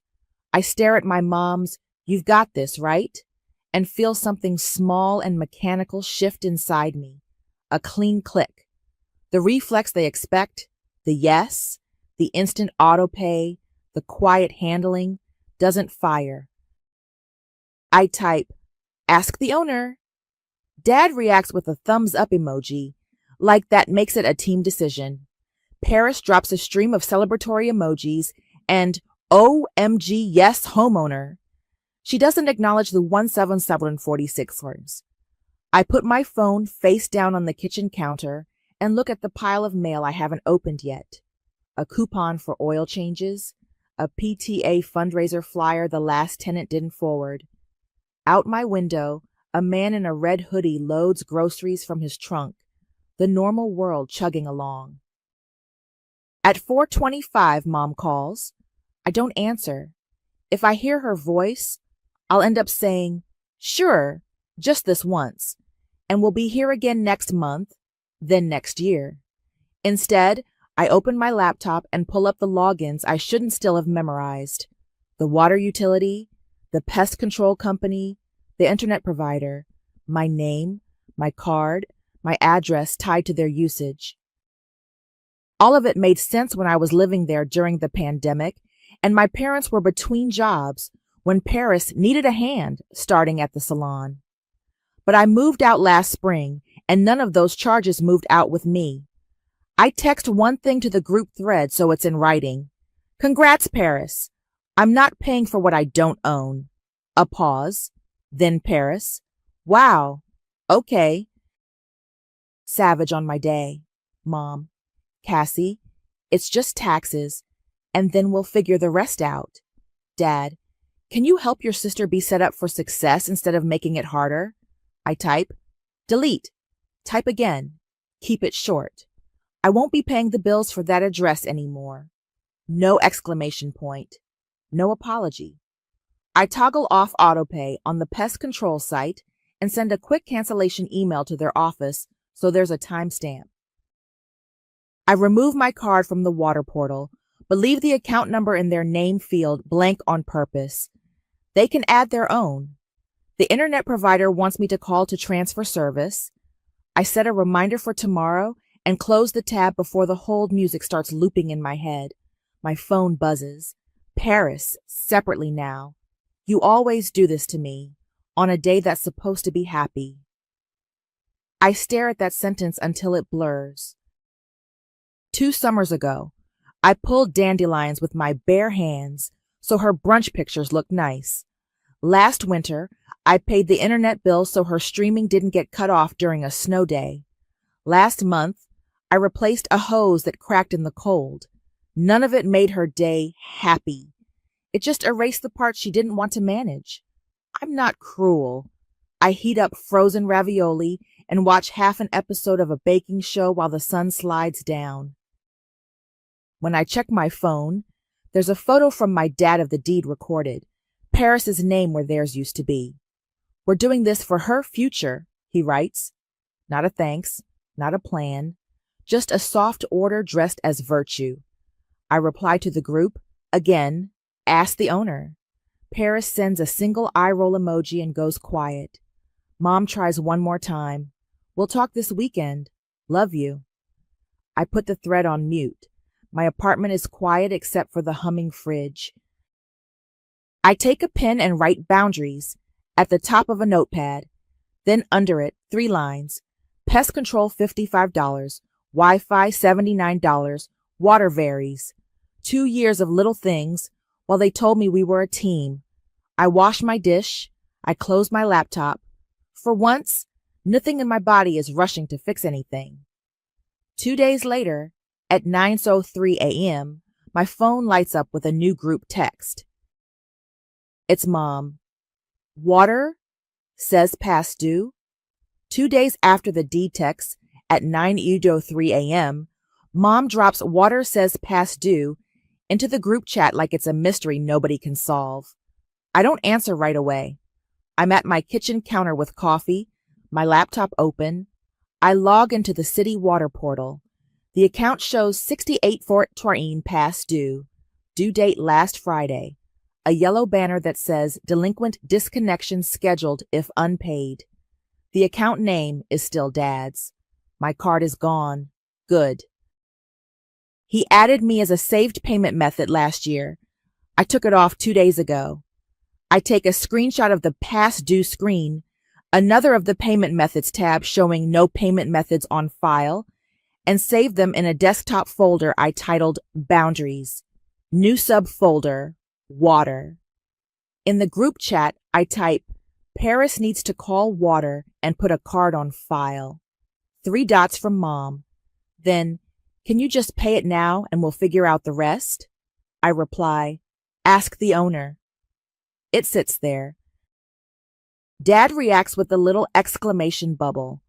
Paris types nothing. I move through the rest of the cleanup like it's my job. Pest control.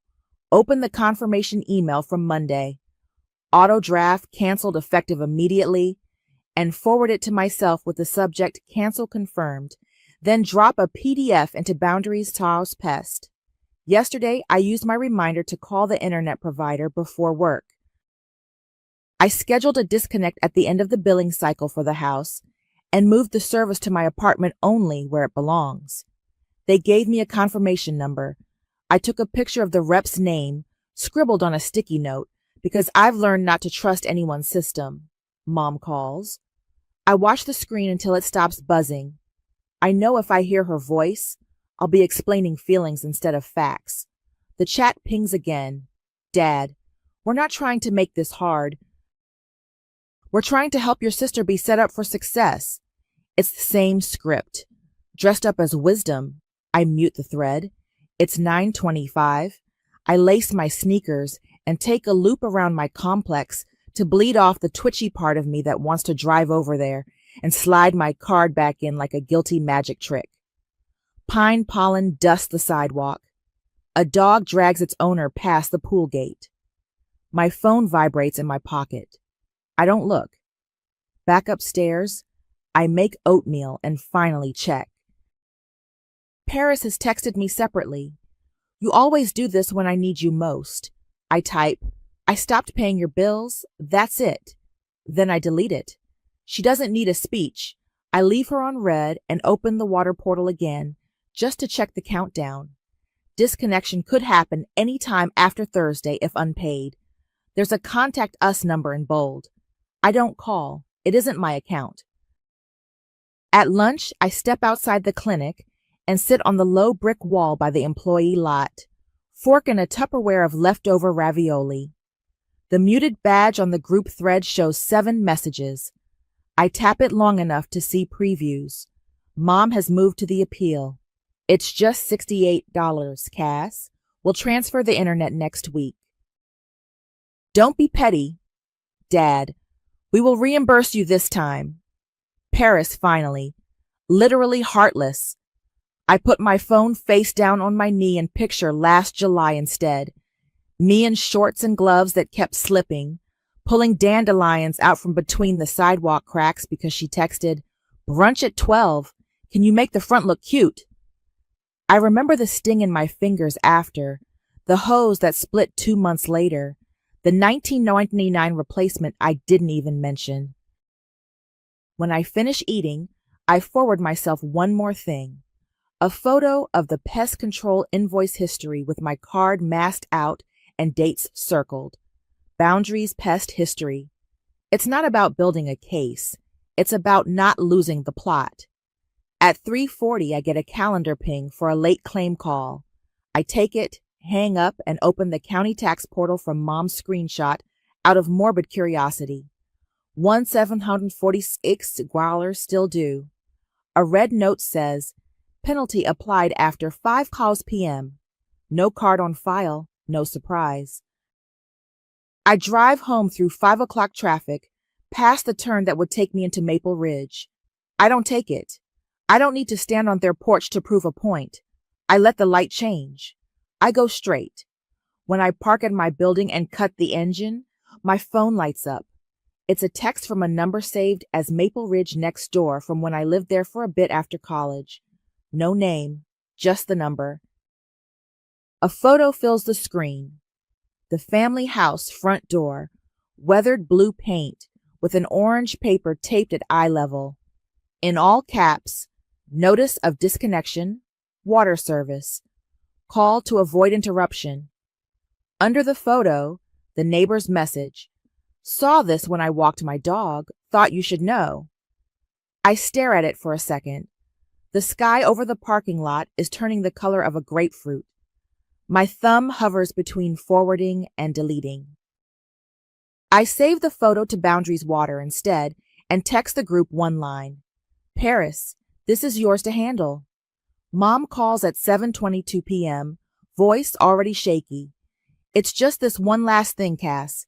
Pay the water so they don't shut it off, and we'll figure the rest out this weekend. The orange notice photo is still fresh in my head. Which last thing is last this time? I ask. I keep my tone even. If I sound angry, she'll hear only that. I don't want to fight, she says. Your sister is overwhelmed. This is supposed to be a happy week. Then she needs to call the water department, I say. It's in Dad's name. She can add her card and pay the $68.14. I'm not the owner. Silence. A wet breath. We're doing the best we can for her future. I know, I say, and I'm doing the best I can for mine. After we hang up, I open my laptop and pull up my bank's export page. The Boundaries folder is on my desktop. I add a new spreadsheet called Ledger and start going line by line through my statements with the slow, fussy patience I use at work when a claim won't post. Pest control first. The charge is easy to find. $55 from ClearShield every month. I scroll back. I lived in the house during the pandemic. I'm not counting that period. I start at last May, the month after I moved into my apartment. 11 drafts since then, 1 every month. In August, they missed an appointment and credited a skip, so 10 payments actually cleared in the last 11 months. 10 times $55 is $550, plus the one they charged in September after the credit. We're at $605. I type ClearShield Pest, Maymar. 11 charges, $55 each. 1 credit. Sir, 605, sir. Next tab, Internet. I scroll to the house address on the account profile to make sure I'm pulling the right line. 10 full months since I moved out, $79 base each month. I don't include taxes and fees. I'm not trying to inflate this. I type Frontier Internet, house service, Junmar, 10 months, OR, 79 hours, 790 hours. I flip through photos in a little burst of annoyance until I find a shot of a receipt from last summer. Paris had texted me, front looks sad, at 10 a.m. on a Saturday. I'd gone to Lowe's at 10:30. There it is, patch and repair, $24.98. The year before that, I bought a cheaper soil mix, $22.37. The summer before that, the bag with the aggressive cartoon grass on it, $24.38. I type lawn patch mixes, 3 summers, $24.98. 2037, $24.38. $71, $73, then the hose. I remember standing in their driveway in February, hands numb, twisting the cracked connector and watching water bead down my sleeve. I pulled into a hardware store the next day on my lunch break and bought the mid-range one because the cheap ones kink. Receipt says 19 times 27. I type new hose, Feb, 19 times 27. At the bottom, I add the total sell, because of course I do. 605 bobbers, $790, 7173, 19 times 27, 46 hours hour. I stare at the number until it feels real, not like a feeling, but like a ledger. I take screenshots of the spreadsheet and tuck them into Boundaries, a ledger, along with a PDF of each receipt. Then I unmute the family thread. I write, I'm not paying for what I don't own. If you want help, it's a loan in writing, and you'll reimburse the expenses I've covered. Total is $86. I can send receipts. It sends as 3 clean gray bubbles. The dots appear, disappear, appear again. Paris, you're disgusting. It's family. Mom, we don't keep score, Cassandra. You know that. Dad, a minute later, this is not the time to nickel and dime. Help now, we'll sort out later. I type, I am helping. By making it clear, I attach a photo of the spreadsheet header and nothing else. Paris again. You seriously put grass on a bill? For real? I don't respond. I put the phone face down on the counter and pull chicken thighs from the fridge. Salt, pepper, a dusting of paprika, roasting pan. The kitchen warms up, and with it something unhitches in my chest. I set a timer and boil green beans. When the timer dings, I eat at my small table and let the phone buzz to itself on the counter. When I finally pick it up, there are more messages I don't need. Paris's hope you feel good about yourself has a typo in yourself. Mom has sent a prayer hands emoji I can't interpret anymore. My email chimes. New sender, Compliance Maple Ridge, heyo@org. Subject, Maple Ridge HOA. Notice of violation and fine. I open it. There's a letterhead scanned as a PDF. It's from someone named Jude Kent, Compliance. During routine inspection on 327, vegetative overgrowth and lack of lawn maintenance were observed at address. 2 photos embedded, dandelions coughed up through the front beds, grass tall enough to throw shadows. A fine of $200 has been assessed. Please correct within 7 days to avoid further action. A hearing is scheduled for 4/8 at 9:00 a.m. should the violation remain unresolved. My stomach drops, not because I'm surprised, but because the clock is now on paper. I scroll back to check the date. Routine inspection 2 days ago. Of course, I used to mow on Saturdays. I didn't last weekend. I forward the email to the group thread with, this is addressed to the owner. 3 dots, nothing. After a minute, Dad replies, can you at least take care of the yard? Your sister is under a lot of stress. I type, I'm not the owner, and attach the deed photo he sent earlier, the one where he wrote, we're doing this for her future. I set my phone down again and rinse my plate. The dishwasher hums. The email sits open on my screen, firm and impersonal. It's not a family argument. It's a rule. And it's not mine to manage. Jude Kent's voicemail lands mid-morning while I'm finishing a prior authorization. Unknown local number.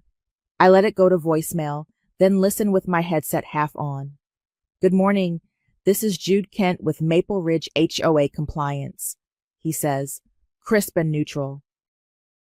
We have an unresolved violation at address with a $200 fine assessed on March 27th. If not corrected within the stated time frame, the matter escalates to additional fines and possible lien for unpaid assessments. Our hearing is scheduled April 8th at 9 a.m. I have this number as a contact of record. If the owner has changed, please update us. Thank you. He leaves a callback number. I forward the voicemail to my email, save the audio in Boundaries HOA, and send a one-line reply to the HOA address from last night. The owner has changed to Paris Stevens. Please address future notices to her, with the deed photo attached. Then I drop the HOA email and voicemail into the family thread with, Jude from HOA called. Paris, you need to handle. Dad replies first by forwarding the same voicemail like I didn't already attach it. Under it, can you just handle the lawn?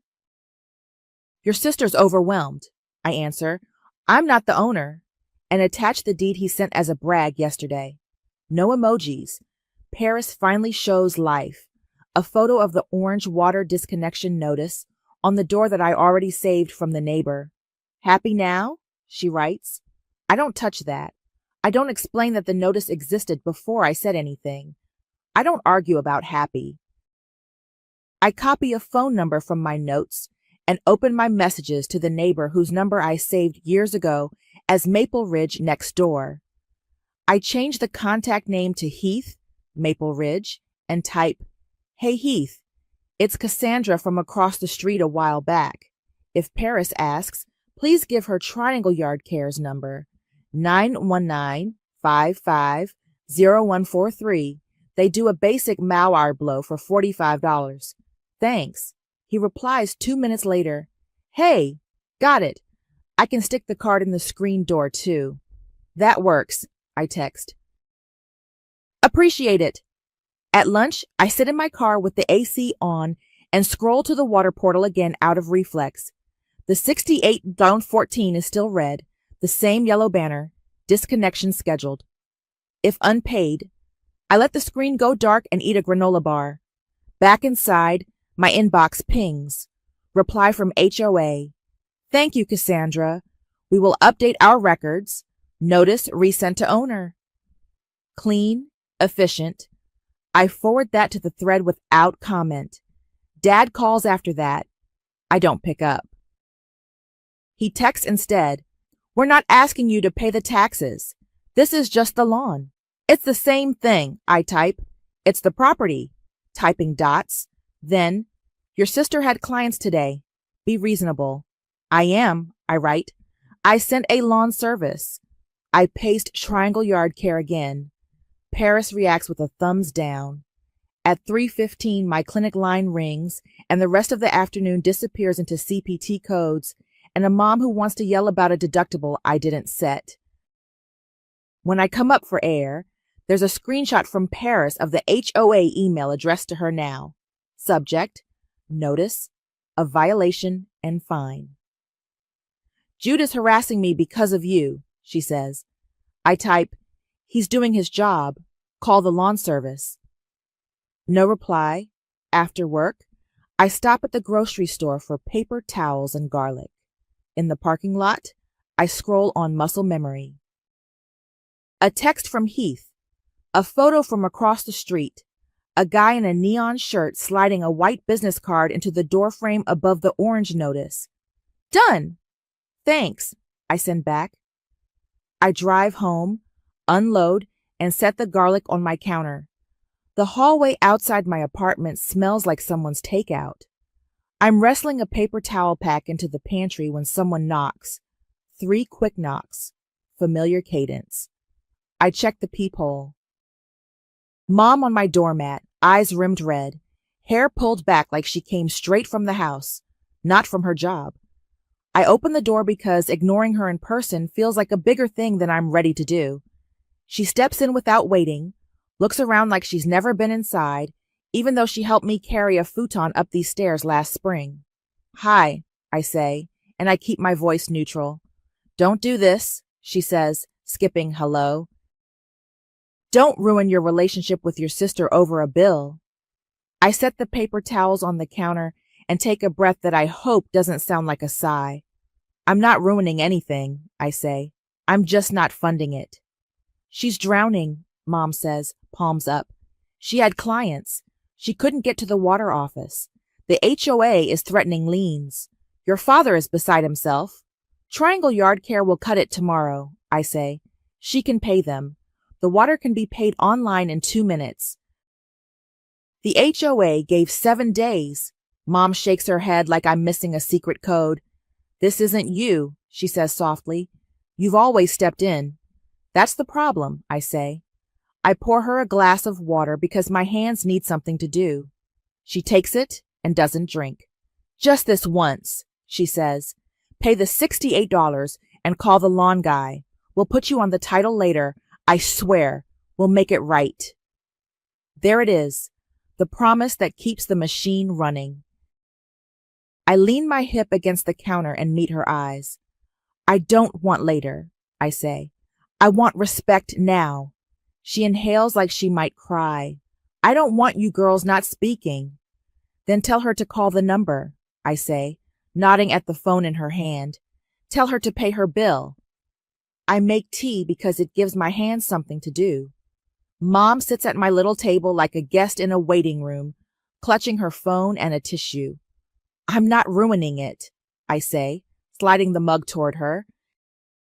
I'm refusing to fund it. She flinches like the word is sharp. It's not funding, Cassandra. It's family. You've always been the one who steps in. Remember when you were little and you'd give Paris your allowance for the book fair? You have such a big heart. I sit across from her. I also remember being told we'd make it right later. We will, she says quickly, the tissue crumpling in her fist. We'll put you on the title later, once things settle. Your dad said, that tells me everything, I say, calm. You keep dangling later, so I'll keep doing now. She looks past me to the sink, like an answer might be hiding in the dish rack. Your sister is overwhelmed. She's not like you. She gets paralyzed. She can call a number and pay a bill, I say, or she can choose not to and live with what happens. Mom blinks hard. I don't want you girls not speaking. Then help her do the responsible thing, I say. I'm not cutting her off. I'm setting how I help. She wraps her hands around the mug and doesn't drink. You're changing. I'm growing up, I say. You can be mad at that. When she leaves, she hugs me like it's a bargaining chip. I hug her back because she's my mother. In the hall, she turns and tries once more. Just this once. I've done just this once for years, I say. I'm done. The next morning at the clinic, I slip into Evangeline's cubicle during a lull. She's got a yogurt parfait and a stack of denials open. She lifts an eyebrow at my face. Family circus? She asks. Full 3-ring, I say. I explain the deed, the bills, the HOA, and the ledger total. I keep my voice even, the way I do when I explain an EOB to a parent. I told them if they want help, it's a loan in writing, and they reimburse the $1,386 I've already covered. Evangeline spins her chair to her keyboard. Okay. Let's make it real on paper. She Googles and pulls up a simple promissory note template. No fluff, just blanks. Lender's name, borrower's name, principal amount, repayment term, interest, if any. No interest, I say. I don't want to profit off my sister. She nods. Add a clause that any future assistance is itemized and due within 30 days, and late fees, even like $10 keeps it from being optional. I read while she types. Name spelled right. House address on the line that asks what the funds relate to. Principal, $1,186. Repayment, due in full within 60 days of signing. Late fee, $10 after 5 days late. Future assistance, separate itemized agreements, due within 30 days of invoice. Signatures, lines for both of us with date. She leans back. E-sign or wet signatures? Let's give her no excuses, I say. E-sign. We upload it to a sign service the clinic uses for onboarding, and I send it to my personal email, then forward the link to Paris with one sentence. If you want help, this is how. I put my phone face down and go back to claims. 30 minutes later, my screen lights up with Paris's reply, Lamau, absolutely not. Then a scroll of text about me being cold, about clients canceling because of all this stress, about how she doesn't have $86 lying around, about how I've always had a good job, and don't get how hard it is. I type, loans are in writing. I'll help with a loan agreement. Then I delete the second sentence, the one that wanted to argue about my job, about sandals I returned last summer so I could cover a bill nobody thanked me for. I send just, if you want help, sign the agreement. No reply. The group thread stays quiet except for a random meme Dad forwards, like we're all on the same page. At 4, I file one more prior auth and shut my monitor off. On my way out, Evangeline catches my elbow. You okay? I feel like a fraud, I say. Like I'm being mean because I'm not sweeping up. You're being an adult, she says. There's a difference. Traffic is sticky on Glenwood. I resist the habit loop of turning into Maple Ridge and go home instead. I roast sweet potatoes and scroll job postings I don't need just to unclench my brain. At 8:17 p.m., an email pops up from the county tax office. Subject line in block letters. Final notice. Property tax due. It's addressed to my dad but CC'd to Paris and me. When I lived at the house during the pandemic, he added my email to the property tax account for paperless notices. I never took it off. The body is simple. Amount due, $1,746. Penalty applied. Payment required to avoid further penalty and possible collection action. There's a link. There's a due date that isn't today but feels close enough to breathe on. 30 seconds later, the group chat lights up with Dad forwarding the same email, like we didn't all just get it. Can someone handle this tonight? He writes. I take a breath and type, one more time, ask the owner. The tax email sits in the thread like a grenade nobody wants to touch. Dad asks, can someone handle this tonight? I type, ask the owner, and put my phone on the coffee table face down. In the morning, there's a tiny red penalty applied flag on the county portal when I check it over coffee. I shouldn't be checking, but I know how these clocks work. The HOA hearing notice is still on Paris's email from Jude, April 8th at 9:15 a.m., a week away. The water portal still shows 68 while 14 past due with the yellow disconnection banner. At 9:12 a.m., Paris texts me separately. Just pay this and I'll Venmo later. I stare at the screen until the impulse to fix it passes. Then I type, loans are in writing. Autopays must be in your name by Friday. She fires back. Why are you like this? It's literally taxes and a water bill. Exactly, I write. Owner handles the property.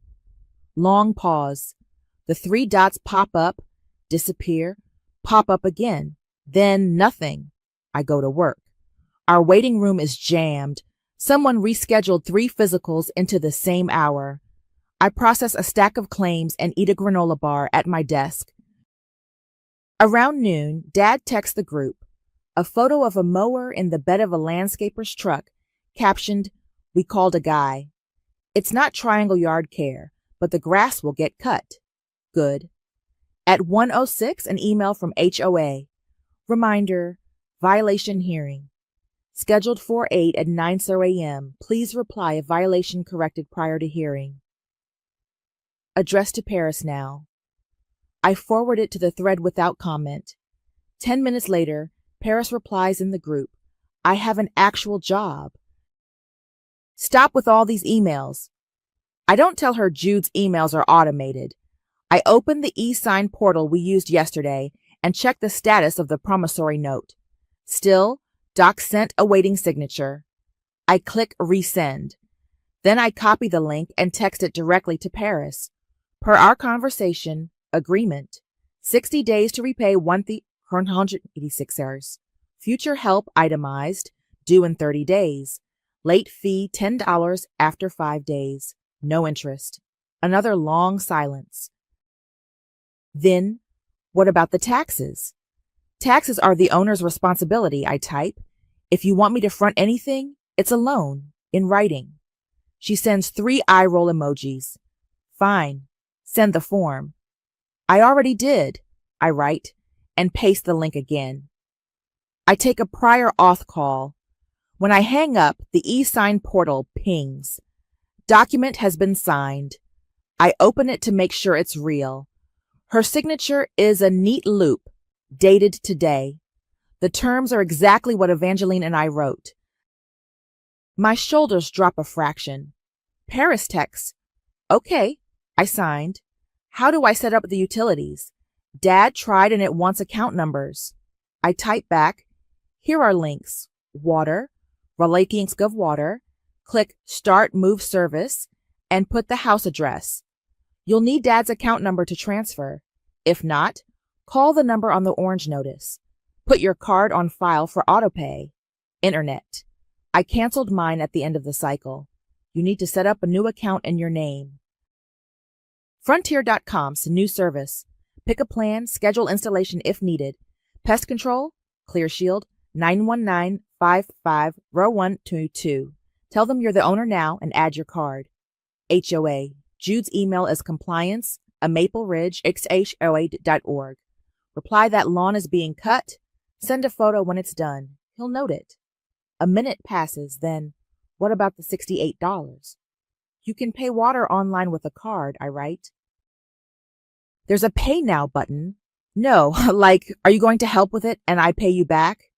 New loans are itemized and due in 30 days, I write. Sign one if you want me to front it. She sends back NVM, then this is so extra. Being the owner is extra, I type. I delete it and send nothing. At 3, Evangeline leans over my cubicle wall and whispers, Progress? She signed, I whisper back. Now we see if she does the rest. Paper makes it real, she says, tapping her keyboard like a drum beat. You did good. On my break, I check the water portal. The past due balance is still red. There's a make payment button that is not my button to press. I put my phone away and refill the copier paper. At 5:22, as I'm shutting down my monitor, my phone buzzes. Paris has sent 3 things in a row. First, a notification from the e-sign portal that she downloaded the signed agreement. Second, paid the taxes. Third, a screenshot of the county receipt. Confirmation number, 1,046 hours. Date 4/1, paid by Paris S. I sit down again like my knees forgot standing. I forward the tax receipt to the thread with thank you. Dad reacts with a thumbs up and then knew you girls would figure it out. Mom sends a heart. Proud of you both. Before I can decide how that sits, another image arrives from Paris. A photo of a check, blue bank logo in the corner, made out to me for now 486 dollars. In the memo line, she's written, reimburse. Dropping this in your mailbox tonight, she writes. Then, almost as an afterthought, how do I set Frontier up LOL do they do weekends? Saturday starts with a blue check in my mailbox and a text from Paris. Dropped it off. I take a photo of the check, Holland gives $486, memo reimburse, and mobile deposit it at my kitchen counter while my coffee brews. The e-signed copy of our agreement prints with a hollow hum. I tuck it into a folder with a single page I typed up last night. A list of what needs to live in her name now and the dates. At 9 Noor, I park on the street in Maple Ridge and walk up the front path I used to weed by hand. The orange water notice is still taped to the door, crinkled at the edges. Paris is on the porch step, hoodie up, arms folded. She looks past me at my car like she expected something fancier. You got the check? She asks. I deposited it, I say. I hold up the folder, printout of what you signed, and a list of things to set up. Water, internet, pest control. Due dates. She takes the folder and doesn't look at it. Dad said the lawn guy is coming between 1 and 3. Good, I say. HOA's hearing is on the 8th if it's not corrected. She rolls her eyes but doesn't argue. I paid the water last night, she says, like she's letting me off the hook for not doing it. Put my card on autopay. Good, I say again. I pull my house key off my ring, the spare that sat there for years. It looks wrong in my hand. Familiar weight, wrong moment. I hold it out. This should be with the owner. Her face flickers. So you really don't even want a key? I don't own it, I say. If you need me to come by for anything, you can let me in. She slides the key into her hoodie pocket like contraband. Whatever. Mom and Dad come around the side yard carrying a brownie pan covered in foil like we're at a potluck. Mom's face is hopeful. Dad looks relieved, like the visual of us not yelling is a cure. Look at you girls, Mom says, too bright.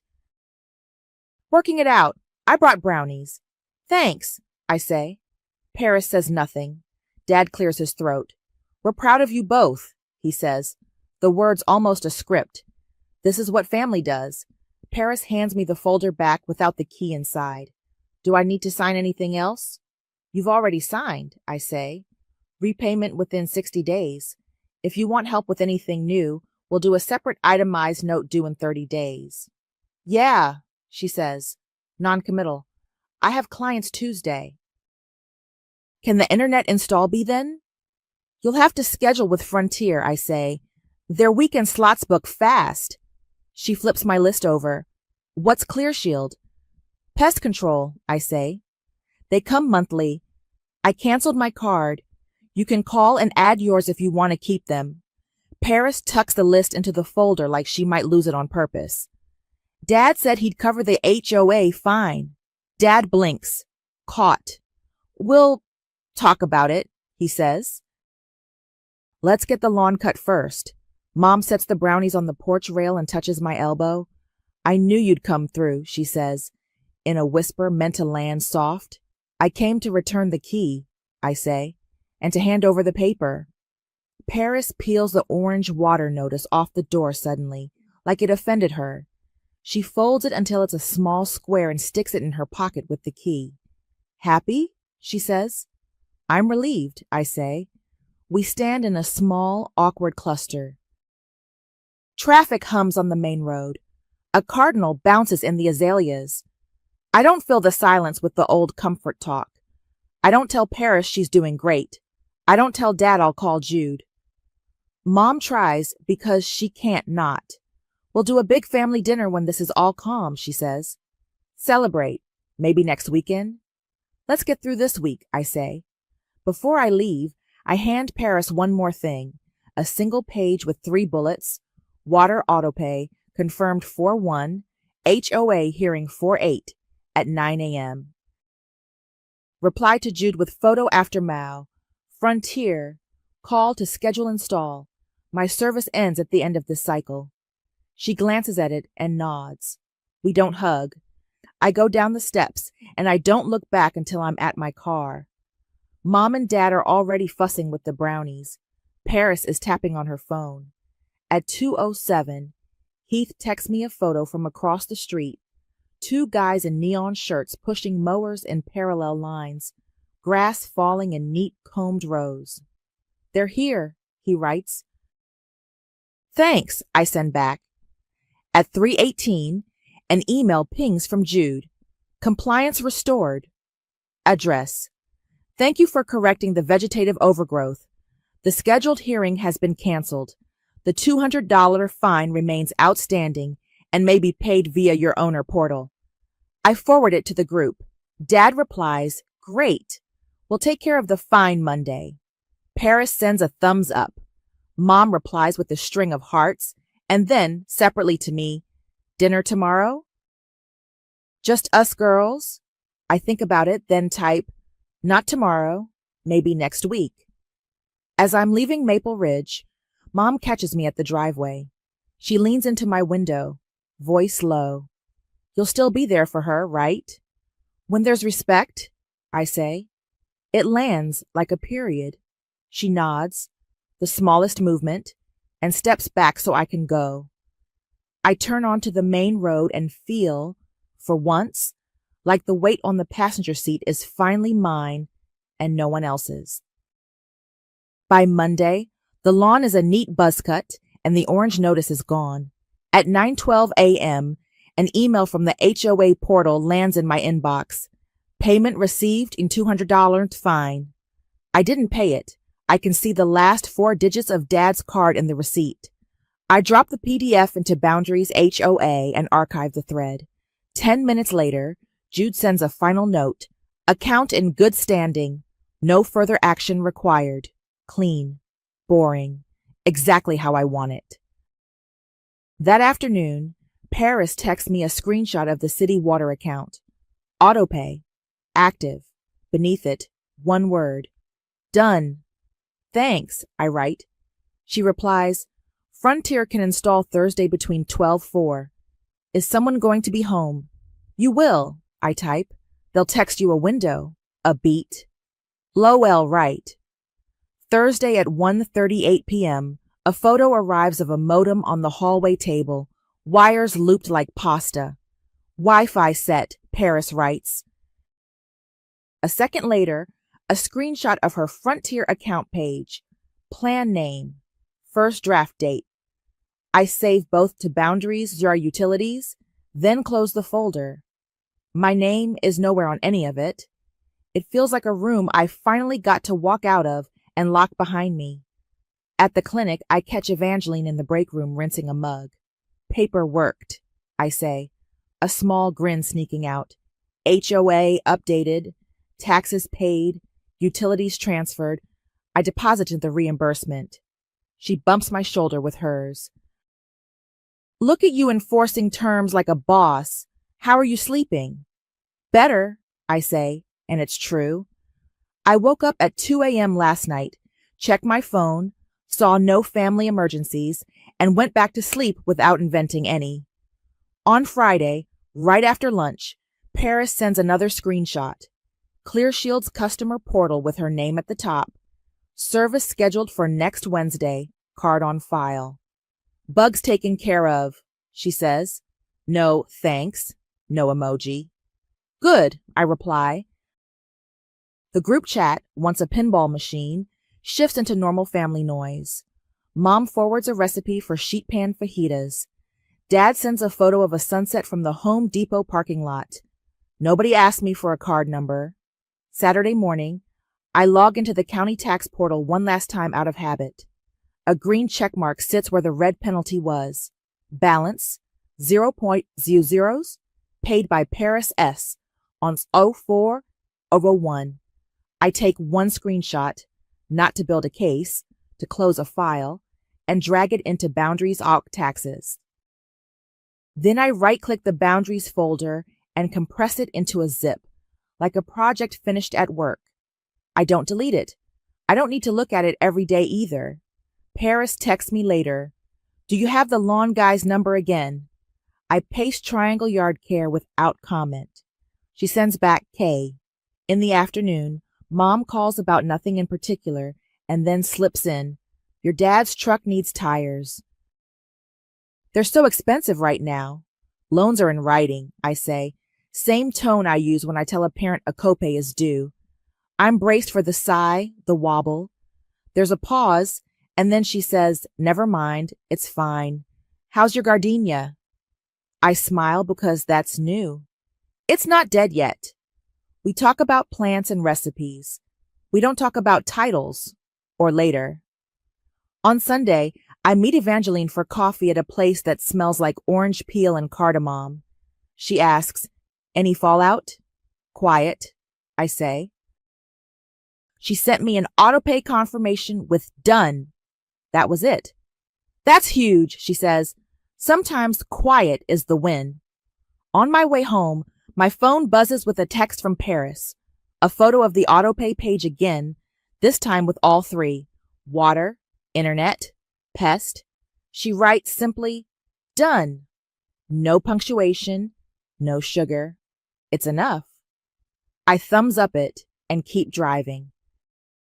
Monday, a paper check clears and my bank app pings.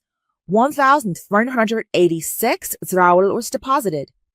I turn off 3 old reminders in my phone I'd stopped seeing because they'd become background noise. Check pest control draft. Call internet before due. Mo?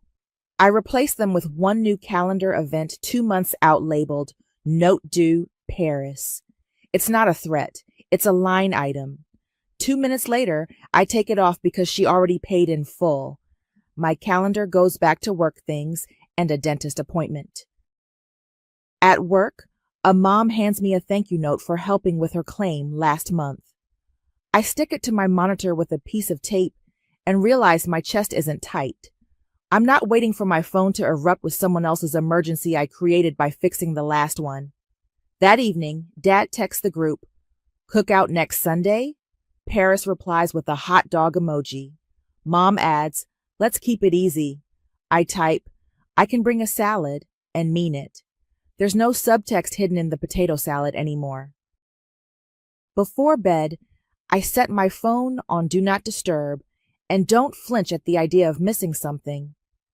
I close my eyes and the list in my head is mine. Grocery store, laundry, call grandma about her birthday. None of it involves locking myself back into autopays for a house I don't own.